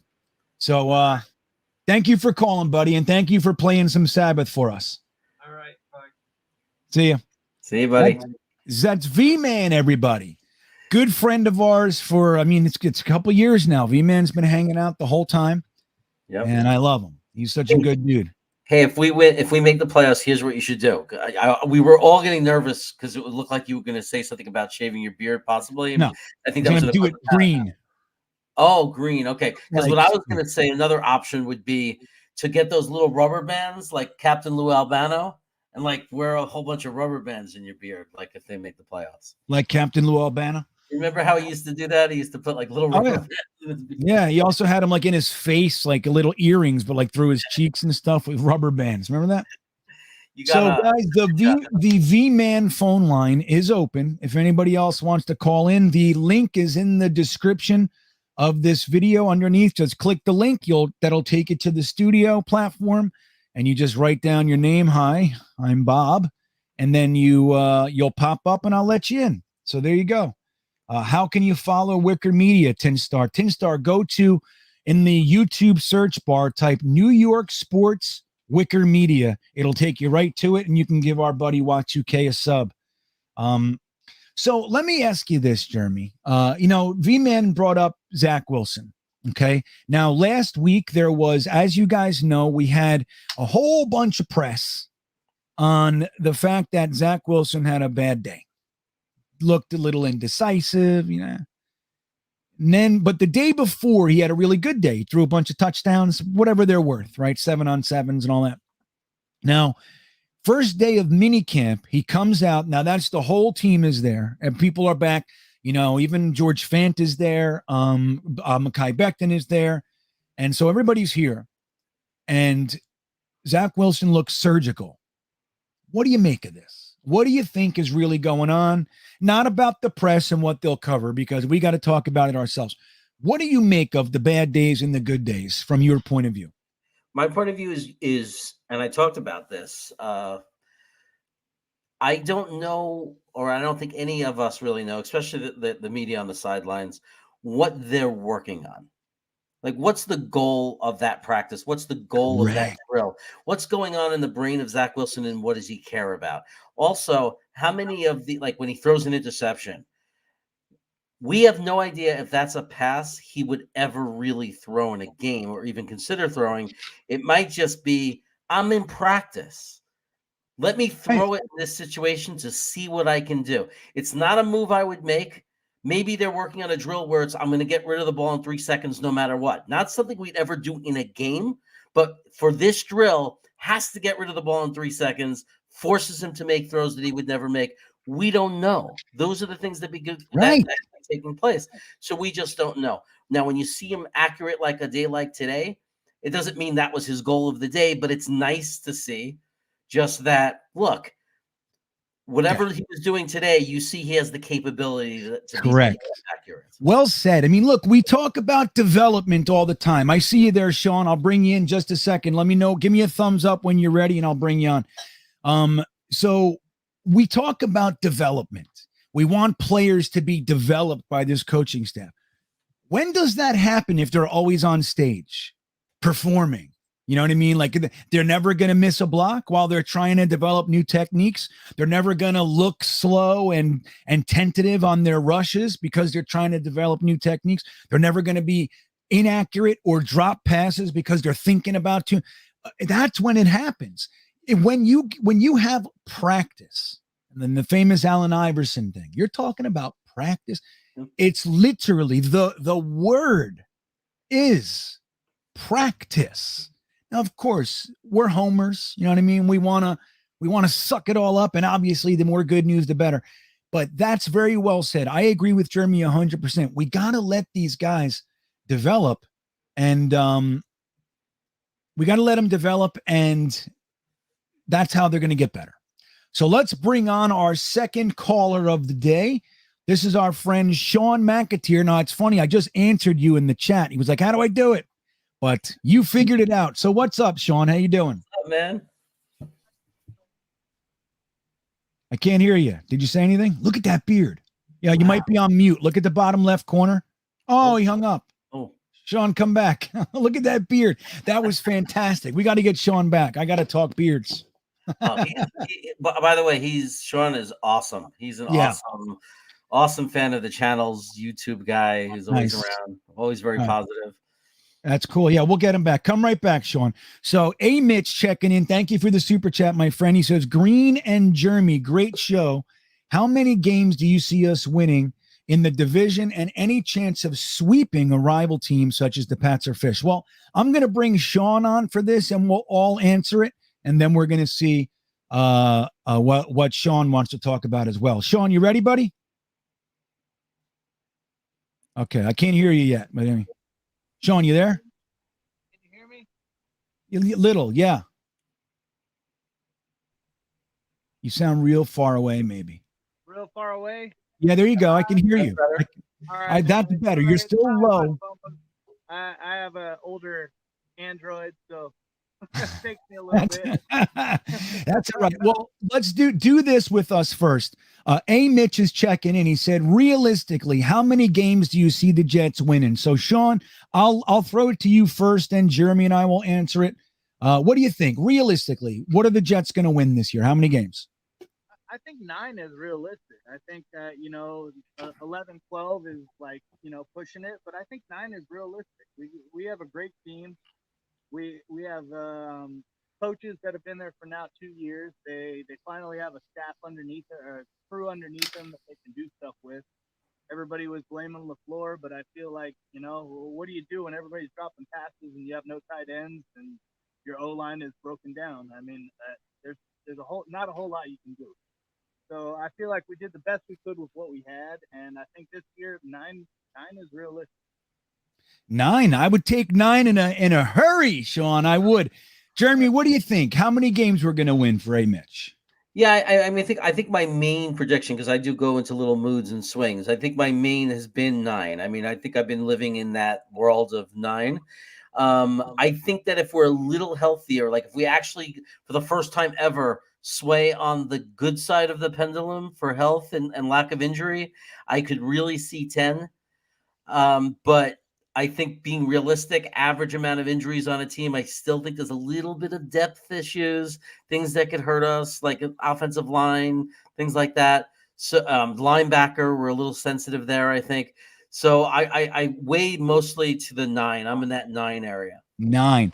All right. Well, let me say this. I really love both of your answers. I'm gonna say, I think at the end of this year, we're gonna have 8 wins. That's what I think. I think we're gonna have 8 wins. My floor is 7. Like, I really think that's realistic. Like 7 to 9. I think best case we can get to 9. Who knows? Maybe we get higher, but I really don't want that expectation for myself. Of course, I'm rooting for it, but I think we're going to have 7 or 8 wins this year. It's going to be a nice jump. We're going to see the difference in our team. We'll lose a couple close games because we're not mature enough to close them out and that sort of thing. So that's what we got for you, Jim Pox. So Sean, I mean, not Jim Pox. Jim Pox, you're on deck, so I'm going to bring you on next. Sean, dude, that beard is special, bro. What are you doing over there? Thanks, buddy. I appreciate it. I'm trying to work up to your level. That's all. Nah, you got me beat, friend. I love it. Look at that. I love it. So Sean, thanks for checking in, man. What do you got? What's on your mind? Not much, man. I just wanted to put faces to names, and I just want to say I love your guys' shows, both of your shows. I follow the Jets media pretty regularly, especially with your stuff. My lady don't like it much, but you know. Hey, it's par for the course. Isn't over. Right. You know, but it's never over for the Jets. So it's never over. And I love your guys' show. That's about it. Yeah, well, good. Hey, man, how cool is that? I really do appreciate it. And you're right, though. It's so nice to put faces to names because we feel like we know you guys. Like, and in my head, I create faces for all you guys. I haven't been right once yet. Like the face I made, I'm like, holy shit, that's not what I thought that guy looked like. But it's very cool, man. And I appreciate you taking the time to reach out and let us have this new face of yours. I dig it, man. Great beard. But thank you, Sean. Go Jets. Go Jets. There he goes. Sean checking in. That's cool. Now we got another guy. This is going to be neat to see his face. Yeah. This is Jim Pak. I feel like I might have seen him one time, maybe. I don't know. Let's say hello. Jim Pak, give me a thumbs up if you're ready. You good? There he comes. Another. Right. I hear you. To see his There he is. Steve. this is Jin Pak. Steve. Hey, Jim Pak, Howdy. lower your computer, though, so we don't hear the echo, if you don't mind. Good. There he comes. I hear you. You hear me? There he is. I hear you, but you got to lower the volume on your computer or push pause on the video. Lower your computer though, so we don't hear Is that better? you don't mind. No, push pause on the video. Totally positive. Just pause it, and we'll talk. Hear you, but you gotta lower the volume on your computer. I lowered it down. Okay. Okay, so what's up, buddy? How you doing? Well, Good to hey, see you. you know, I'm a lifelong Jet fan forever, going back to the Namath days.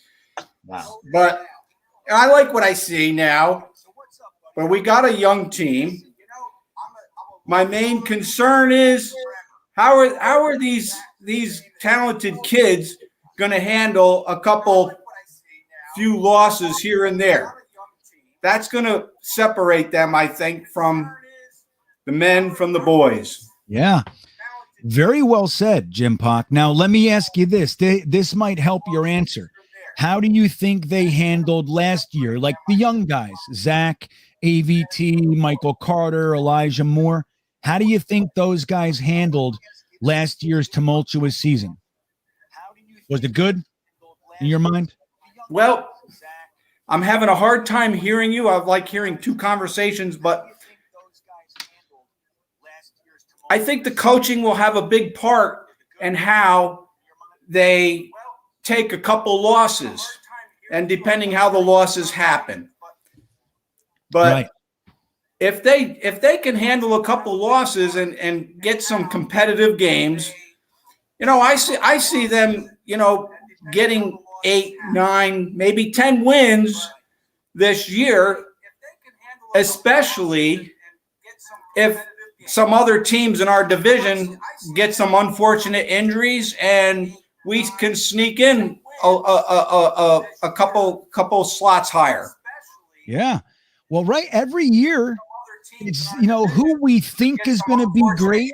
Every year there are teams. Yeah, Jim Pock, I can't do it. Slots higher. How about this? When I answer, hold on, I can't. So Jim Pock, stay there, listen to my answer, and I'll bring you back on. This way, you're not coming through the show because it's too much. Okay, but I'm going to answer your question. As far as every year, you know, who we think is going to suck. There's always a sucky team that ends up being a Cinderella team or being better than we thought. And always, every year, there's a team that everybody's saying is definitely playoff, Super Bowl contender. And every year there's one or two of those teams that crumble. You know, the Texans recently, last year, the Browns, it happens all the time. So you're so right, man. Like, we just got to know that we are taking care of our business. We're taking care of, like Jim Pock said, taking care of those losses. You know what I mean? Like that guys don't get all Jamal Adams and start talking to the press about more dogs and all that kind of shit. If they just stay together and stay the course, we start winning some games. And then when those other teams have their hard times, we slip right in. And that's the way to do it. Jeremy, how realistic you think that is of it, like a good team maybe slipping, like maybe the Ravens, right? The Ravens, they end up sucking balls this year, just like they did last year, something like that. Like, what do you think the possibility is for maybe the Ravens, as an example, to collapse and crumble and the Jets slide right in? How realistic is that? Well, it's not just realistic. It's just fact. We don't have the same exact results year after year after year, right? We've had years where we've won a lot of games, lost a lot of games. We all thought Miami last year was a contender. They were planning on winning 10 to 12 games, and they started the season, 1-7 or whatever, and had to fight their way back. It's just part of football. There's always going to be teams that come in and disappoint, and there's always going to be teams that come in and do better than you expect. And, it right now, if you look at the AFC, it's like somebody's got to lose. Like everyone's saying, the Chargers, Denver, the Raiders, Tennessee, Baltimore, the Bengals. Like it's just this endless amount of teams that everybody's saying is going to be so good. The Bills. I mean, somebody's got to lose though. It can't be that everybody's going to win 10, 12 games because they play each other. It's not possible. So it's every year. Every year there are teams that disappoint and don't do as well as we expect, and there are teams that do better than we expect. We could go through it if we wanted, maybe to do a special on it or a video of it, of year to year, looking at teams' records. Yeah, maybe Watch2K could do something. Watch2K loves that. Maybe for Watch2K's next video, he's going to be telling us the last 20 years, the team that was supposed to be good that collapsed. New York Sports, Wicked Media's exclusive. That's what he's going to do. We're all going to watch it because that's going to be a good one. So I have another caller here. We have Daniel. Daniel, give me a thumbs up if you're ready, buddy. You good? Okay. Let's say hello to Daniel. Daniel, what's up? Hey, GreenBean. How's it going? Hey, Jeremy. What's up, man? Great. It's great, man. How are you? Good. So one of the things I wanted to touch on is Tom Pelissero on Good Morning Football this morning dropped his top 5 most underrated linebackers of all time list. And your boy Mo Lewis was on it, but not just Mo Lewis. There was 2 other former Jets on there. And I was wondering what you thought of that. Well, number one, thank you for bringing that up. That was one of the things I was going to talk about, and it was completely out of my mind. So I forgot. I would have remembered 2 hours later and said, oh, shit. So thank you for bringing it up. If you guys don't know what he's talking about, that was a list. Pelissero put it out today, the most underrated linebackers in NFL history. And there was a top 5. Now he had Larry Grantham as number 1. And he had Mo Lewis as number 5. There was another Jet. I didn't recall seeing another Jet. But either way. Well, he was a Jet for a short period of time. Who was it? Sorry. You remember who it was? It was Farrier. Oh, James Farrier. Earned his name as a Steeler, but. Yeah, right. He's mainly known as a Steeler. But the interesting story with James Farrier, Daniel, as I'm sure you know, is that that was the pick that was supposed to be Peyton Manning. but he stayed in school. Then it was supposed to be Orlando Pace. We could have got one of the greatest left tackles in NFL history, but instead Parcells traded back for a third and a fifth and ended up taking linebacker James Farrior. And he was good for us, but never as good as he was for the Steelers. He ended up leading the league in tackles and all that. But I think it's amazing, guys, and I am a firm believer. Now, this is where I start to lose some of you guys. I know this. But I'm a believer that it was my talking about it with everybody all last week, making videos and putting all the shit out. I was on O'Leary's channel. We were out there talking about Mo Lewis. I talked about it with Mike Westhoff. He said he was a leader, a man amongst men. And, so I'm happy to see Mo Lewis just at least getting his name brought up again. He's completely forgotten, Daniel. He's just like, even by Jets fans, he was a 13-year vet. All 13 years with the Jets. He only didn't play 16 games once in his entire career. So he was every game our starter. He was the leader. He was the best player on our team. He had just as good of stats as Junior Seau and Derek Thomas every single year, and he was forgotten. So I think it's great to see him and his name get brought up. In my desire, Daniel, you tell me what you think of this. I'm going to start I've already started calling the Players Association. I swear to you, I've already reached out to them. I want to start to make a little noise about Mo Lewis getting some accolades. You think that anybody will bite on that one? What do you think of that, Daniel? Hey, when the people speak, they got to listen eventually, right? Hopefully. Let's start a petition. Let's do it. That's what I'm saying. I like Daniel, man. Daniel, do you remember Mo Lewis? Were you able to watch him?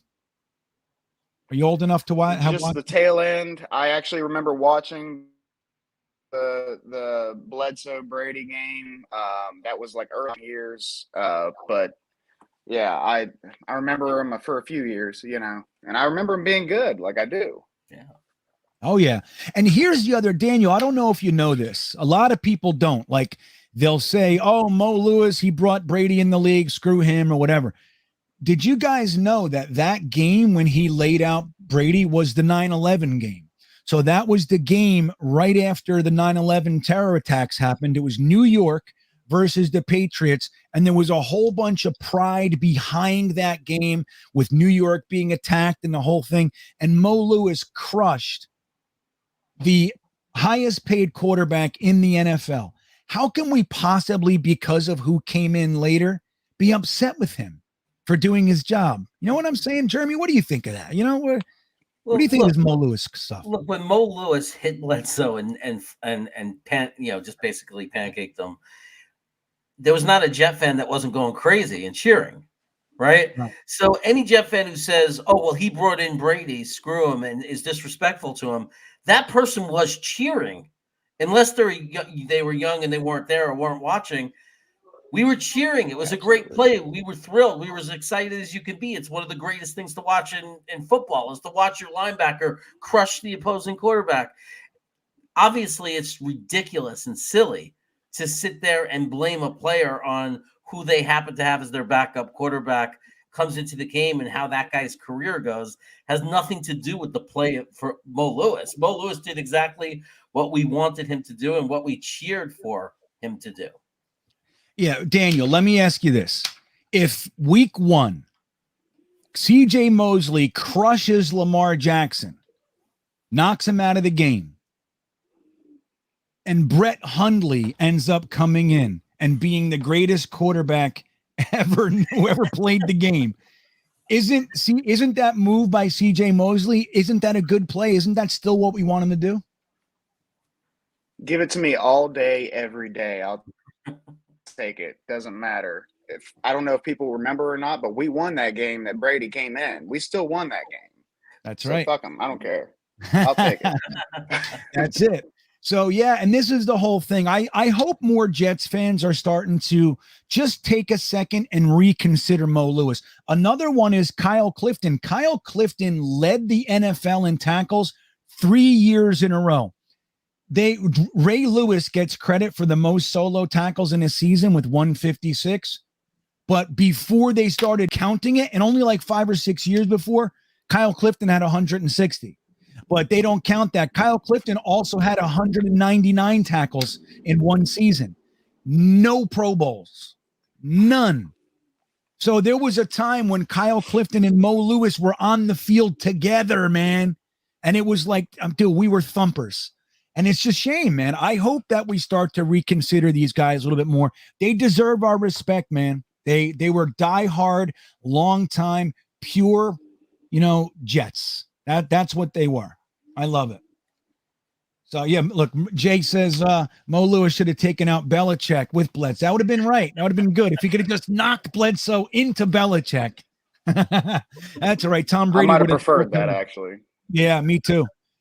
Brady still would have come in and been Brady though. That's the problem. But hey, Daniel, thank you for checking in, my friend, and thank you for bringing up Mo Lewis. I appreciate it. Absolutely. I'll come on anytime. It was a good time. Thank you. Right on. Daniel. All right. Have a good night, buddy. There he is, Daniel. Bring in the fire because I can talk about Mo Lewis anytime with anyone. I loved Mo Lewis. And as many of you know, I still have my Mo Lewis jersey. And I actually got one. See, I had a Mo Lewis jersey years ago, like an actual, I wore Lewis, right? 57 Lewis. And when I got this new one, I just went to the store, the NFL store, and like made my own, and I put Mo on it. So everybody knows. It's not just like, hey, who's that? It's like, no, it's Mo Lewis. I put that on the back. So I love my Mo Lewis jersey, Jeremy. Didn't Kyle Clifton connect Lance Mel? So like he played with Lance Mel and then made it to play with Mo Lewis. So he's kind of like a connector of those two linebackers. I'm fairly certain. Let me just double check here. I'll do this. Do you remember Kyle Clifton? Oh yeah. Come on. He was our guy when we started in 82, 83, 84. I mean, like in those early years, he was, no, I'm sorry. That was Mel, but then Clifton came, and kind of like, I guess, softened the blow of when Lance Mel kind of, disappeared and went away. It seems like we always had a linebacker for a long time because of that. We did. We had Lance Mel, we had Kyle Clifton, we had Mo Lewis. So it was a nice run. Yeah. And then Marvin Jones. Yeah. He was drafted in the first round to replace Kyle Clifton. Kyle Clifton was actually on the team for 2 years while Marvin Jones was the starter, but he barely played. He played like a handful of plays. So Marvin Jones came in and took his job straight up, but he was older. But yeah, so what's his name? Kyle Clifton was drafted in 1984. Lance Mel played for the Jets until 1987. So they played actually 4 years together. Yeah, look, Lance Mel got Defensive Player of the Year in 1983. So think about that. We had the Defensive Player of the Year linebacker, and then they drafted Kyle Clifton. And then that was probably like 7 years later, they finally brought in Mo Lewis. But we had guys like Joe Kelly, too, guys that are not so remembered, but together they were a nice group of linebackers for many years. A lot of Jets fans don't know this. And it's like, some of the younger fans, we were known for linebacker play. Like we had stud linebackers. Now our offense sucked, our offensive line saw all those kinds of things, but we had linebackers for a long time, like defensive line and linebackers for many years. That was kind of our identity. And it's just such a shame that these guys are completely forgotten. It's fucking nuts. Think about that, guys. I want to talk to you guys in the chat for a second. Think about that. Kyle Clifton led the NFL in tackles 3 times. He had 199 total tackles. No Pro Bowls. Now, I can understand you lead the league in tackles once, but there's another guy who has a great 3 fucking years you lead the league in tackles and they just refuse to recognize you. You know what I mean? Had 160 solo tackles. And then they just say Ray Lewis best ever, 156. No, he had 160. Why aren't we talking about this? You know what I mean? It's crazy to me, Jeremy. What do you think it is? Like when people say, Jets fans are just, sensitive and there's no real thing against the Jets. When you look at shit like that, like Mo Lewis literally having better stats than Junior Seau and not even being a Pro Bowl alternate. He's just forgotten. Like, how can, and Kyle Clifton, how could you not feel that way? We've been watching this for years. We have one player that gets the true respect historically in football in the NFL, and that's Joe Namath. He is the only one. And it's a pattern that's been going on since then. Joe Klecko not being in the Hall of Fame, right? It starts with that. It starts with Joe Klecko not being in the Hall of Fame. If you want evidence that we're not being respected as an organization in the NFL, it starts right there, because it's absolutely. I mean, I don't even want to recognize the Hall of Fame until he's in, because to me it's not even a legitimate organization or whatever you want to call it. Because how could you possibly have this Hall of Fame and not have Joe Klecko in it? It's disgraceful. And then even like guys like Curtis Martin, like that we love and are legendary, like, for us as a Jet, when they talk about great running backs, when I see films on great running backs, I don't see him. I see they'll go to Dorsett's, like if they start way back then, they'll move up the years and the decades and name all these great running backs, and you don't hear Curtis Martin. And so to me, it's this pattern that just repeats itself over and over again. And Mo Lewis is in there. So many of our players just don't get the recognition and aren't looked upon the way other NFL great players, other teams' great players are looked upon. Yeah, it's really, and it's upsetting.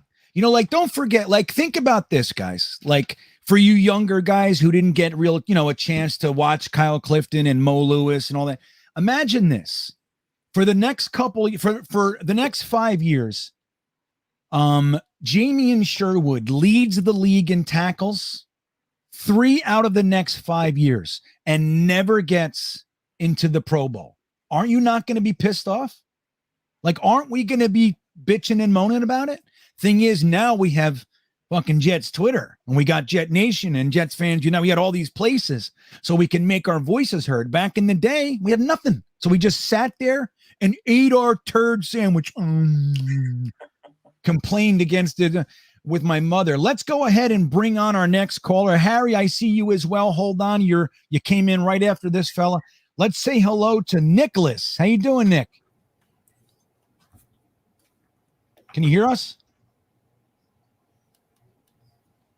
I am good. There you are. Yeah, I can hear you. There he is. See how long it took him to get that stupid joke up? Hey, Nicholas, work it out next time, friend. Work it out. So here he is. Harry. What's up, Harry? How's it going, guys? Hey, look at everybody. It's Harry. How you doing? How you doing tonight, buddy? I'm good. Anyway, we're forgetting about Mark Gastineau. I mean, absolutely. Really? I mean, so what do you think, Harry? Let me ask you. Tell me why. The sack dance. Well, you know what it is too, is that back then he was universally hated for that thing. Now it's mild. Now it's like that's what everybody does. Yep.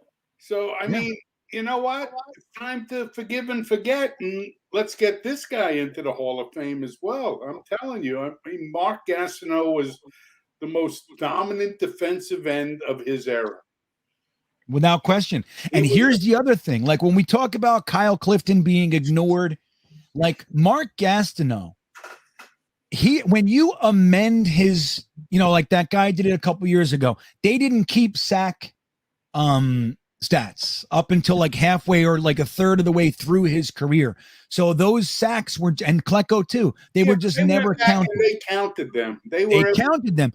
When you look at those stats, he's way up toward the top of sack leaders. He had the record as well. Yeah. And in order for Strahan to break it, and Harry, you know this, of course, he needed Brett Favre to literally lay on the ground in front of him at the end of the game. That's the only way it was broken. How can the NFL not put an asterisk? Or how can people never bring that up? It's like they couldn't wait to have something to erase Mark Gastineau's name from the history books. Like they were waiting for it. And that's the thing. Mark Gastineau was the absolute best at the one thing he was best at, and that is rushing the quarterback. He wasn't a run defender. He was, he was very limited in his ability to stuff the run. He would do, of course. Better, but yeah. But he was the best. He was the best at the thing that NFL teams value the most. There was never a more dominant sack leader than Mark Gastineau. And don't forget, in the draft today, he would be a number 1 pick. Number 1 overall pick. Yep. Yeah, That's incredible. Nobody in the dream can touch him. Yeah. And go ahead. I was saying he'd be a dream for any team right now. There's not a team in football that wouldn't give their soul to have Mark Gastineau on the edge. Totally. Now, here's the negatives. Now, I'm going to tell you guys why he's really not in it. Yes, there's an argument to be made that he was a liability in run defense. Okay, there's that liability. There's that argument that they used to run at him because they knew he was going to do essentially, the bull rush or the speed rush. Now, but that's the thing. All you need to do is fucking backfill with a linebacker, and it's taken care of. And that's what they did. So it's not as big of a liability as people make it out to be. But the argument is there. That's where Lance Snell was, right? That's right. That's not why he's not in the Hall. Mark Gastineau is not considered for the Hall of Fame for 2 reasons. One is because in the strike season, Mark Gastineau broke the line and kept playing. So the entire NFL, all the players, everybody, they're all on one side against the owners, and they hate him for that. They hate him. They were never going to give him a lick of credit for that. He snubbed he crossed the picket line, and he had stupid reasons for it. Joe Walton's a friend of mine, stupid shit. But he crossed the picket line. He just said, I don't agree with them. I don't want to strike, and that's his right. But, you gotta, and even guys on the sack exchange like Marty Lyons were public saying, it doesn't matter if I agree with the strike. The larger majority of my peers want to do something. So I need to unify with them. I need to support them. And that's what Gastineau didn't understand. The other thing is because he literally quit on his team midway through his final season, and it sucked because he was having a very good season. I think he had 7 or 8 sacks, a little bit less than the halfway point. But he just quit. He suddenly quit. He said it was, Brigitte Nielsen had a procedure, but come on. You know what I mean? It was and she was fine a week later and whatever, but he literally quit football on his team. So there's a lot of personal stuff there. Yeah, a little baggage. There's a little baggage, but this is what it shows so clearly, that the NFL Hall of Fame is a personality contest. If it's about stats and stats only, unless you're a sexual predator or something like that, your opinion about, your feelings toward the player should not even come into play. No, it should be about the stats. Right. Put his stats next to this guy's stats. Whose are better? Put him in. And Klecko has that. Tin Star just said, and I know you know this, Harry, that Klecko made the Pro Bowl at 3 different positions. Exactly. I mean, is that in itself not Hall of Fame worthy? There's only 2 players that have ever done it, and he was the first. So how can you not be in it? I know. I know. Harry, let me ask you a question before I let you go. And just so you know, I get to talk to Harry a little more often than a lot of you. He's a beanbagger, and we spend a lot of time together, don't we, Harry? We do. Yeah. So we totally enjoy our hangouts. Oh yeah, they're awesome. And the link to that is in the description as well. But Harry, let me ask you before I let you go. And I see Jamal in here next. I got you in just a moment, Jamal. Do you think realistically Joe Klecko and or Mark Gastineau will ever make it into the Hall of Fame? I think Klecko has a better shot. I think so too. Yeah, I think we can get Klecko in. And I'm at the 8 to 9 win this season, and I am on the fence. Who's going to be better, the offense or the defense? Last year, I was thinking the defense without injuries. This year, I'm thinking the offense without injuries. And because of all the help we got on the offensive line, and in as far as skilled positions go. So I'm praying for 9 wins, hoping for 10, and I will see you guys I'll see you, GreenBean, on opening day. Yeah, well, and that's the last thing. I'm going to let Harry go, but I want to let you guys know this is going to be Harry's first ever home game. Is that accurate? Well, You made Shea. last game I was at Shea Stadium. God damn. Right. So Harry's flying up from Florida to come to opening day. This is his first Jets game since Shea Stadium. So I'm excited for you. I can't wait to spend some time. But thanks for calling in, Harry. I love you, buddy. Later, brother. There he goes. Harry's a good dude. So real quick, I'm going to bring Jamal on in a second, but KP said his dad named him after Kyle Clifton. I imagine I know his name, Jeremy. Kyle. There it is. It's a cool, great man. name. It is a great name. All right, hold on. Jamal, give me a thumbs up if you're ready to come on. Good. Okay, let's say hello to Jamal. Hey, what's up? I have curly hair. Hi, my name's Jamal. Oh, fucking righteous fuck. Ooh, another one.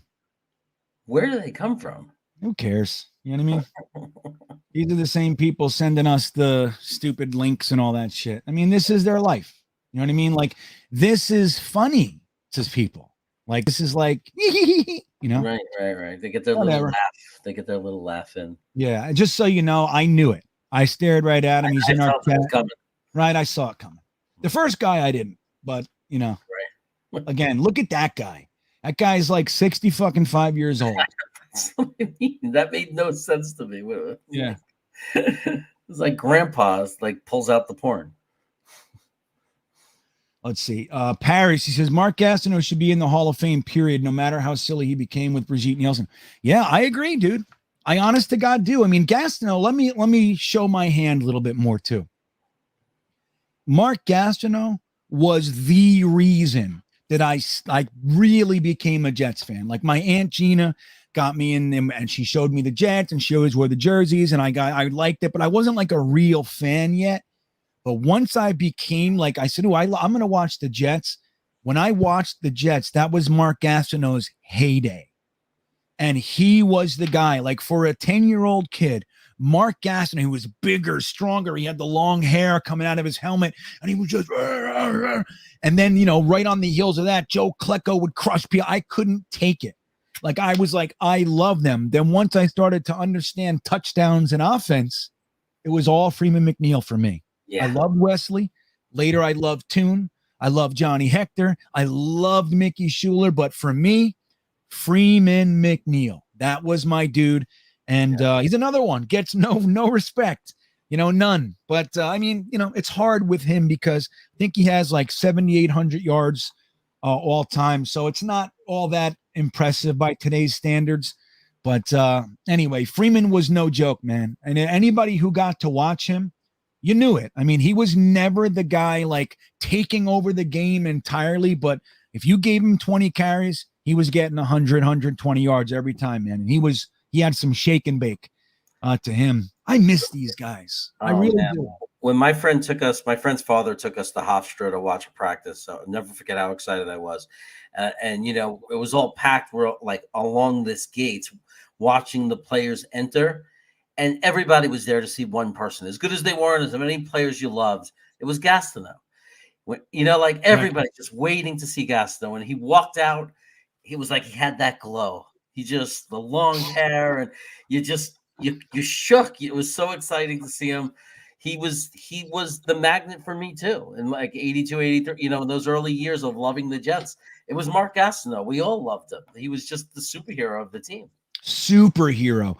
That's where, Jeremy, let me ask, and you don't have to answer, but how old are you? Again. I am 51. 51.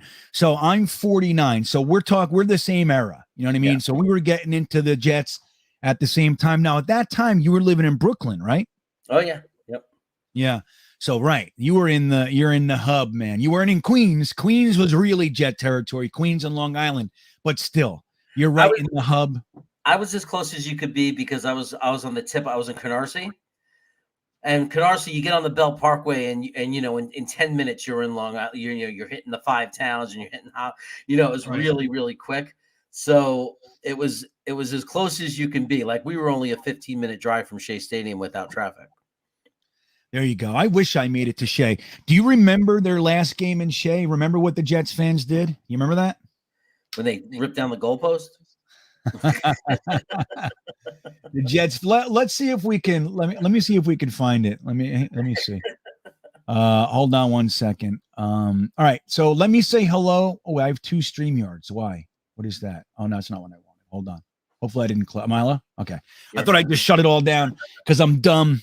Let's say hello to our next caller. And while we talk, I'm going to look for this clip so we can show. But Zach, give me a thumbs up if you're ready. Zach, you ready?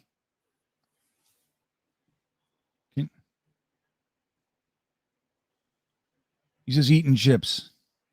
He's eating chips. Hey, how you doing? No. I saw that coming. I know. I saw it coming too. When they don't acknowledge, so all 3 of those guys did the same thing. Same word too. You know what I mean? It's like same clip. So they're clearly together. Yeah. You know what I mean? Those guys are all in a room having a good time. Taking turns. So only, let's stick to the names we know. Yep, that's it. They're ruining it for everybody. Yeah. That's what they're doing. No sweat. We had some good ones, man. Got to meet Daniel and Sean and Harry and Jin Pak. Yep. Yeah, and V-Man. Let's see. Jets, fans, Shea, Stadium. Let's see. It'd be good to meet that guy, Dom C. That would be an interesting person if he was calling in. Is it? I bet that guy wouldn't be eating chips and playing pornography. All right. Who's that? Which guy? Dom C. Do you know? Oh, yeah, I heard of him. Yeah, Dom C. Let's see. All right. I'm gonna try to get this. Let's see if we can show us the last game at Shea real quick. I got to be careful. I'm just concerned that those Jets clips that I played before, that I hope that music was royalty free. Jets use royalty free a lot, but anyway, they end up dinging you. Someone told me to shut the sound off. Yeah, I know. I thought about it. I just didn't feel like it. Yeah, I decided to go with it. You know what I mean? Yeah. All right, let me see here. Let me do this. All right, let me try to navigate through this, guys. Can you see it, Jeremy? I just want to get us. I want to get us to the last game at Shea. Here we. I want to see the Jets fan. Let me see if it's just at the end.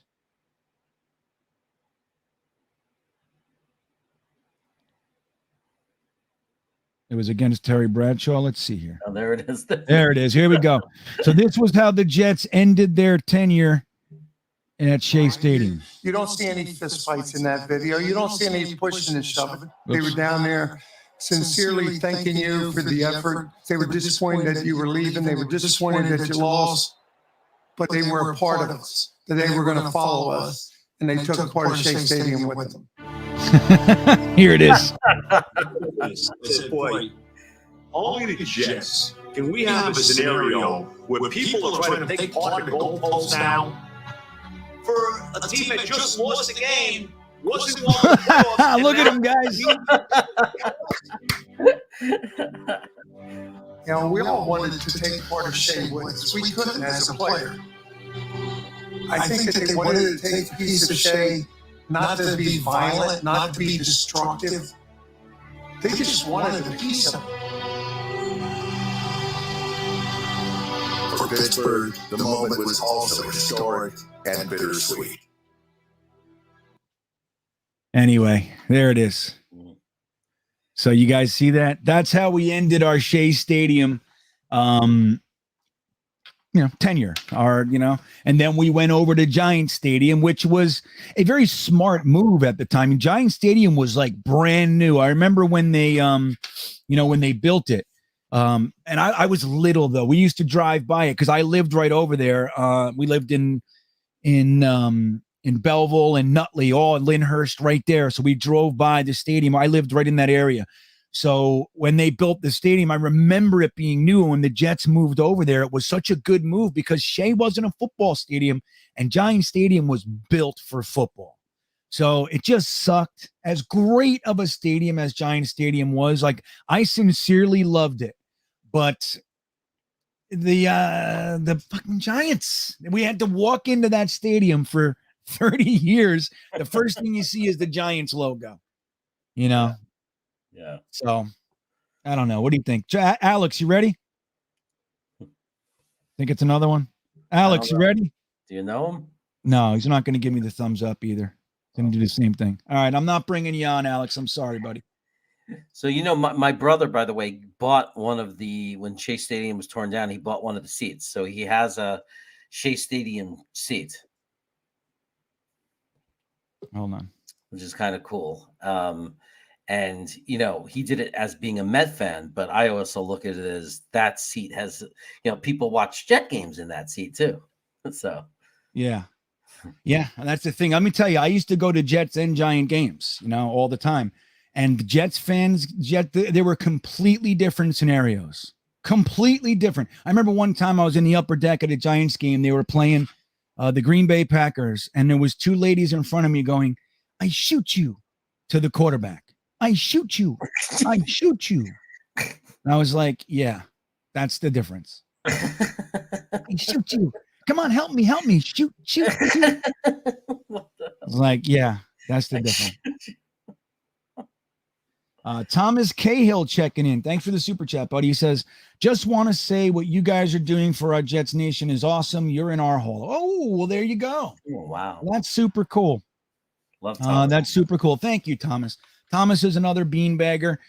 We get to see him as well. And yeah, I'm telling you, man, it's just so great that we get to meet you guys. This tailgater in the, you know, opening day, is the whole thing is going to be epic. Like, I seriously can't wait to meet a whole bunch of you guys. I hope people bring that video with them that we've been seeing all night so I can watch the full one, you know, that we've been seeing the clips of, Jeremy. I want to see all those guys come. That's what I want to see. You know?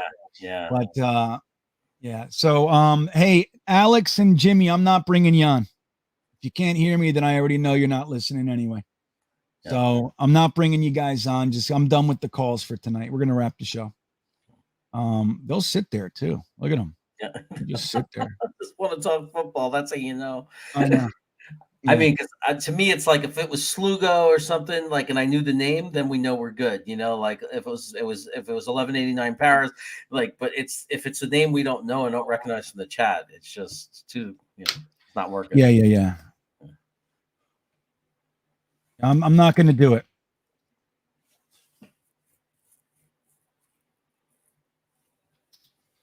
Oh, all right. So let's talk one more thing here. Matt Simon says MetLife. Well, I don't look, as far as the stadium, it's, you know what sucks though? It's not about the grave seats. Like, that's one thing. It's not the fact that we share it. It's the fact that it's so wide. Like, you're so far from the field that the stadium never gets loud. Yeah. It just never gets loud.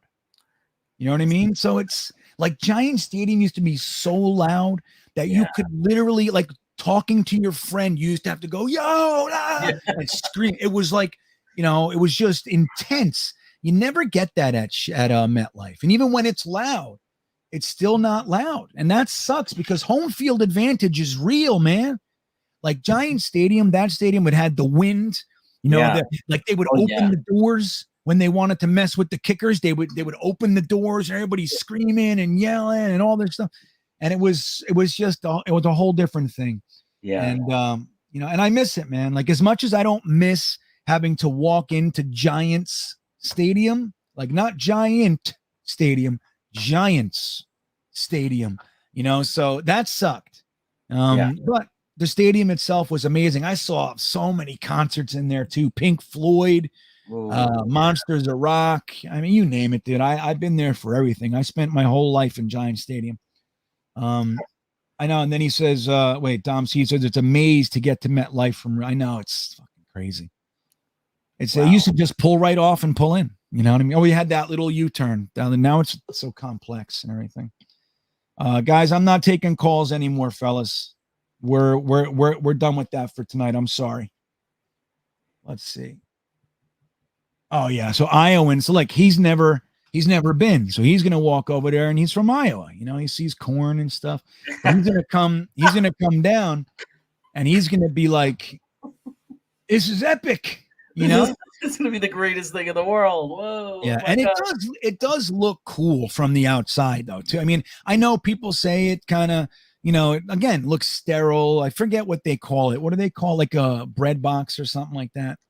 Yeah, what but do if they call it? I just know that if he comes and let's say he stays in the city and he takes the train and meets you guys in the parking lot, it won't be a bad experience for him. It's when you have to drive in there and do all that stuff. Me and my wife, when she surprised me for my 40th birthday, and when we went over, we took the train right there, and it was nice and easy. And we had friends that were tailgating, and we just joined them. So for us, it was nice and convenient and easy. So, hey, I want to make an announcement now. Dom C, as you know, his article is literally. I just released Watu2K's most recent article, which is which Jets jersey numbers have had the most success. So we all kind of go, oh no, I don't want him to have that number. I want him to have this number. We do all that stuff. Watu2K went through all the years, which numbers have had the most success, like 24, Freeman McNeil, Darrell Revis, Ray Mickens, all those guys, and other numbers. So you want to check that out, GreenBeanjetsfan.com, and I'm releasing Dom's article tomorrow morning on the running back battle in camp and what to realistically expect from each guy and all that. It's going to be fantastic. But so Dom C is saying right now, Iowa, this is for you. If you make it to MetLife, I'll give you my tickets for the game. Wow. So Iowa, there it is. I'm tired of you. No more excuses. You got 2 tickets, or at least 1, right? Dom's a good dude, man. He has season tickets. So Iowa, there you go. You got your tickets, buddy. Wow. It's amazing. It's amazing, right? That's amazing. That's a great offer. Aunt Jets comes in with a super chat. Oh, okay. So Jim Puck says 12, 73, 24. Well, 2 of them are retired. So I think 24 should be retired too. But sadly, I mean, I'd hate to see it retired only because of Revis. Like, of course, that's the great. But you gotta mention Freeman. You gotta. Definitely. Right? He's in our Ring of Honor.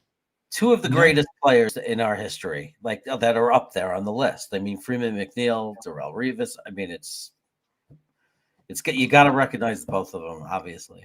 Yeah, I don't know if they will though, because Revis might be like, I don't want to share my day. It's mine. I'm the guy.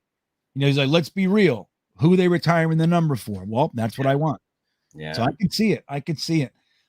Travis says, GreenBean, you're 49, so am I. I'll be 50 on the 30th of June. Then you are older than me, sir. There you go. I got you, Travis. I'm a December baby. So Ant Jets, what's up? Ant Jet 82 checking in. Thank you for the super chat. He says, GreenBean, you remember IndyCar races at the Meadowlands? Some races are on YouTube. Yeah, my father took me to one years ago. I think it was Formula though. I feel like in my brain I remember it as Formula One.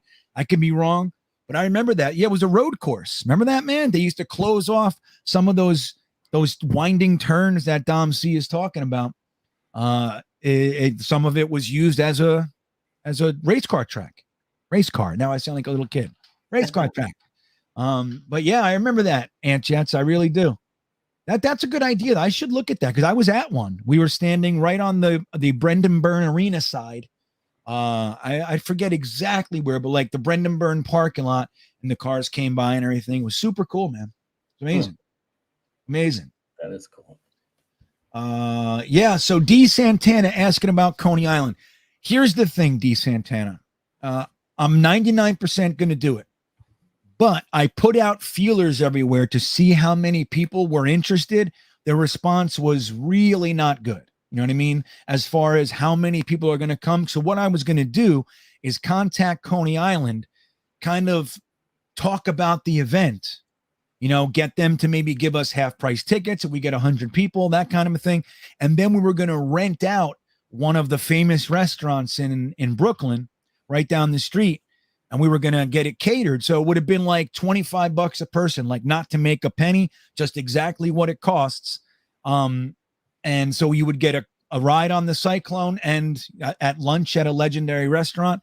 But the response was not what I had hoped. So, and Sack Exchange did it on Twitter. I did it on Twitter. I did it on YouTube.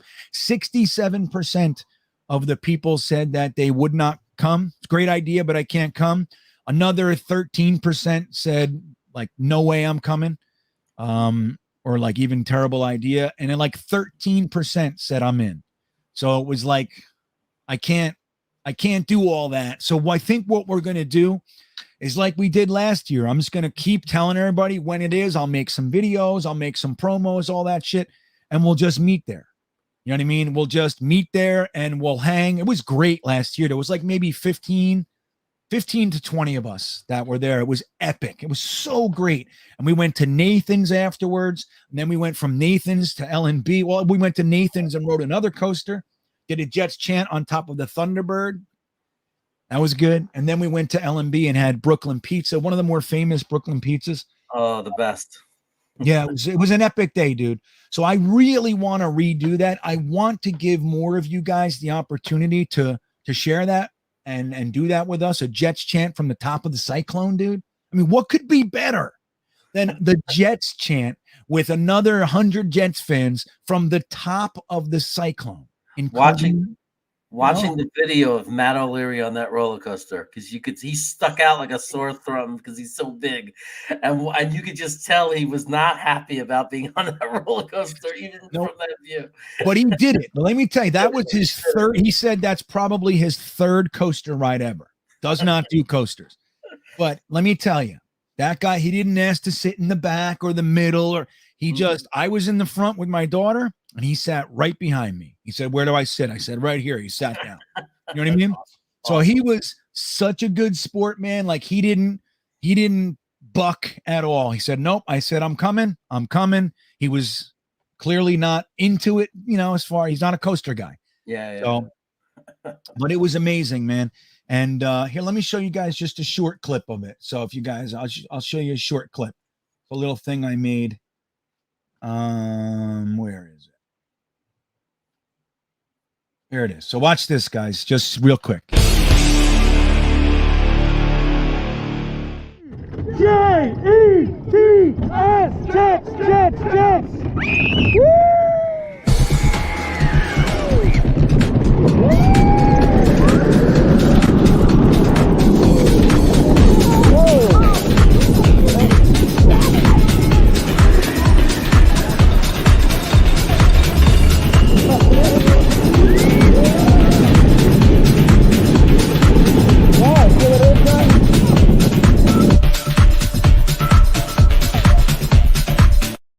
So there it is.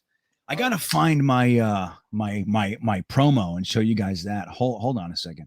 So Jeremy, you gonna come in for that one? For opening day? Yeah, you coming? You coming back? I've been thinking about it. I gotta look at the dates and figure out how I'm gonna do it, because work is really, it's hard with me, because when our days off are when there's no students. Like when there's kids, we're not really supposed to take days off. So I'm gonna have to think if I can literally get in and go fly in, do it, and then fly out. So I have a lot of credit. We lost, with the pandemic, we had flights booked that are credit that we're gonna lose. So I might be able to use some of that credit from the airlines to actually do it. And I'm not worried about getting a ticket to the game. It seems like there are a lot floating around out there. So I'm gonna look into the dates and everything. Yeah, it'd be nice to have you there. I don't know where hold on a second. I'm gonna try to do something here. Hold on. Oh, we got some spam. Let me block that. Oh yeah, you want to get that out? What is it?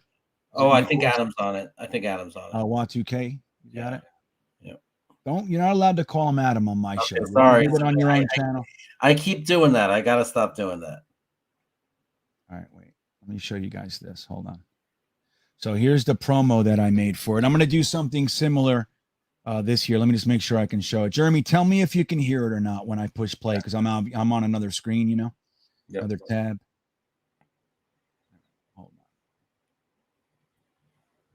Hold on.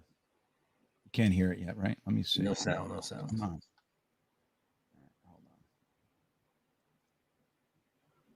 For over 100 years, people have flocked to Coney Island for unique food, thrills, and excitement you could find nowhere else in the world.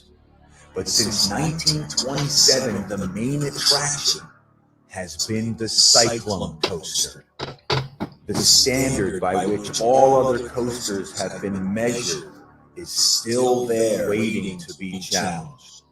On Saturday, May 15th, a decade of pain, loss, broken promises, failure, and embarrassment will all come to a head as Jets fans descend upon the Coney Island Cyclone in force, take over this train right here, and dump a decade of disappointment as we scream the world's greatest football chant from the top of this mighty New York City landmark.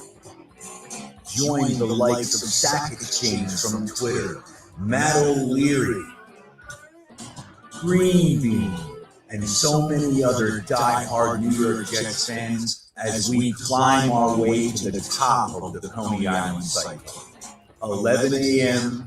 Saturday morning, May 15th. Get your ass over to Coney Island and experience the world's tallest and fastest New York Jets chant in history.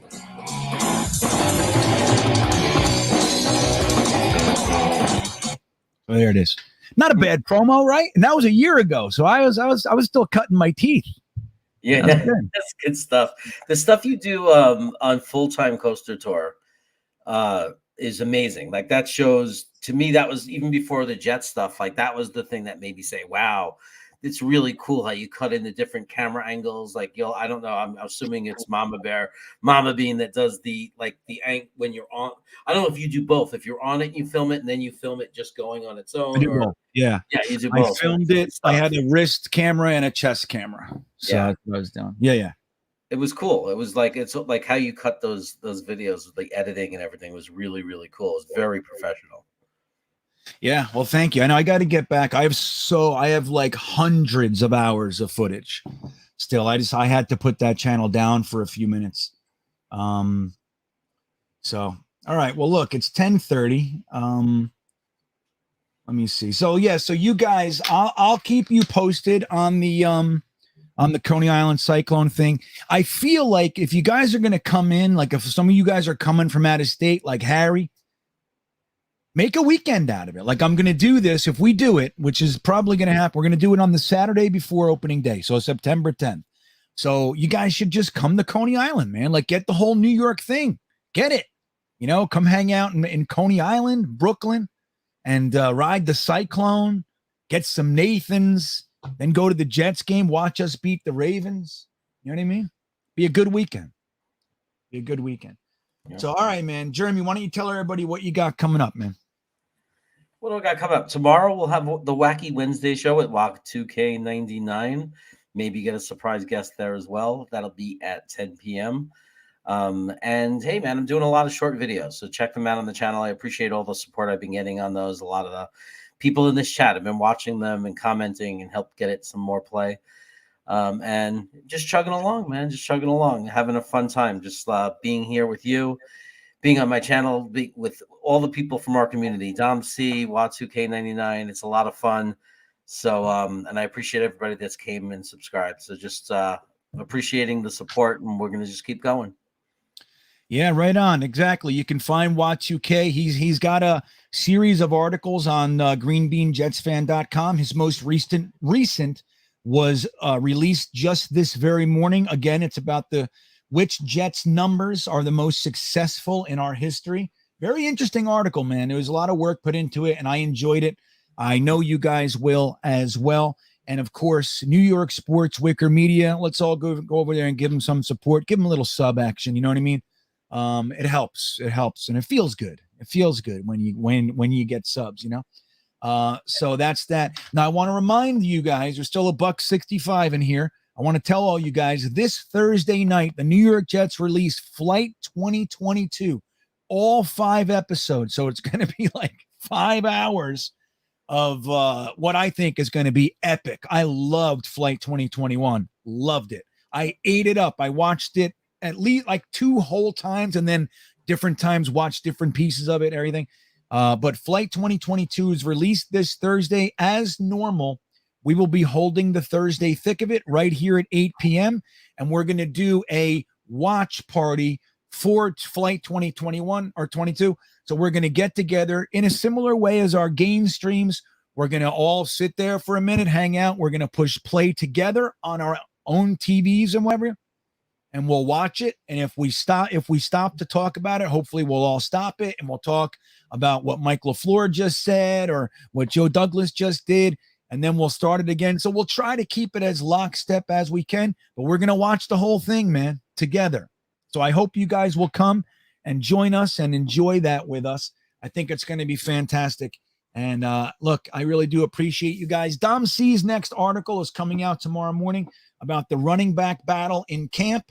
Then next week's article is going to be on the safety battle. What's really going on? Who has likelihood to actually make the squad? Dom's good, man. Great articles coming out of Dom C. And that's all at GreenBeanjetsfan.com. I want to remind you about my versus games. Dude, what a blast I am having. I'm going to put a long-term game up there tomorrow about who's going to start at left tackle, Mekhi Becton or George Fant. I'm going to leave it up there for the next couple of weeks. And we're going to see. Look, you could put $100 down. You say Fant is going to be left tackle. Somebody else feels the same way. They say, no, Becton, and you got $100 on it. And just like that, you can bet $1. You can do it for free. You can do it $10. It's a great time. And I love it. And I'm enjoying working with them. So anyway, you can do that. Links are in the description for the Beanbaggers. And guys, as always, I appreciate it. We will be back here next Tuesday. I'm going to take the Talking Jets panels slot.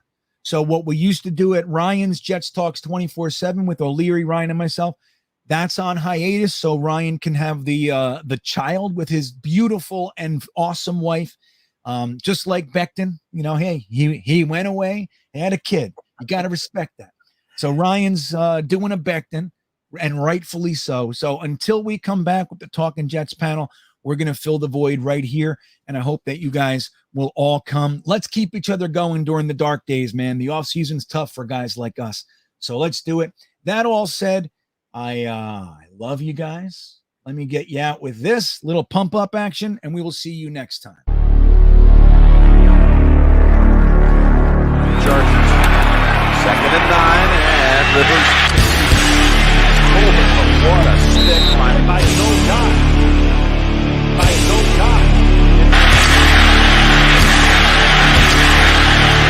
Colbert is the one down on the field. And making the catch. And that collision with Ryan Thomas. Injury timeout.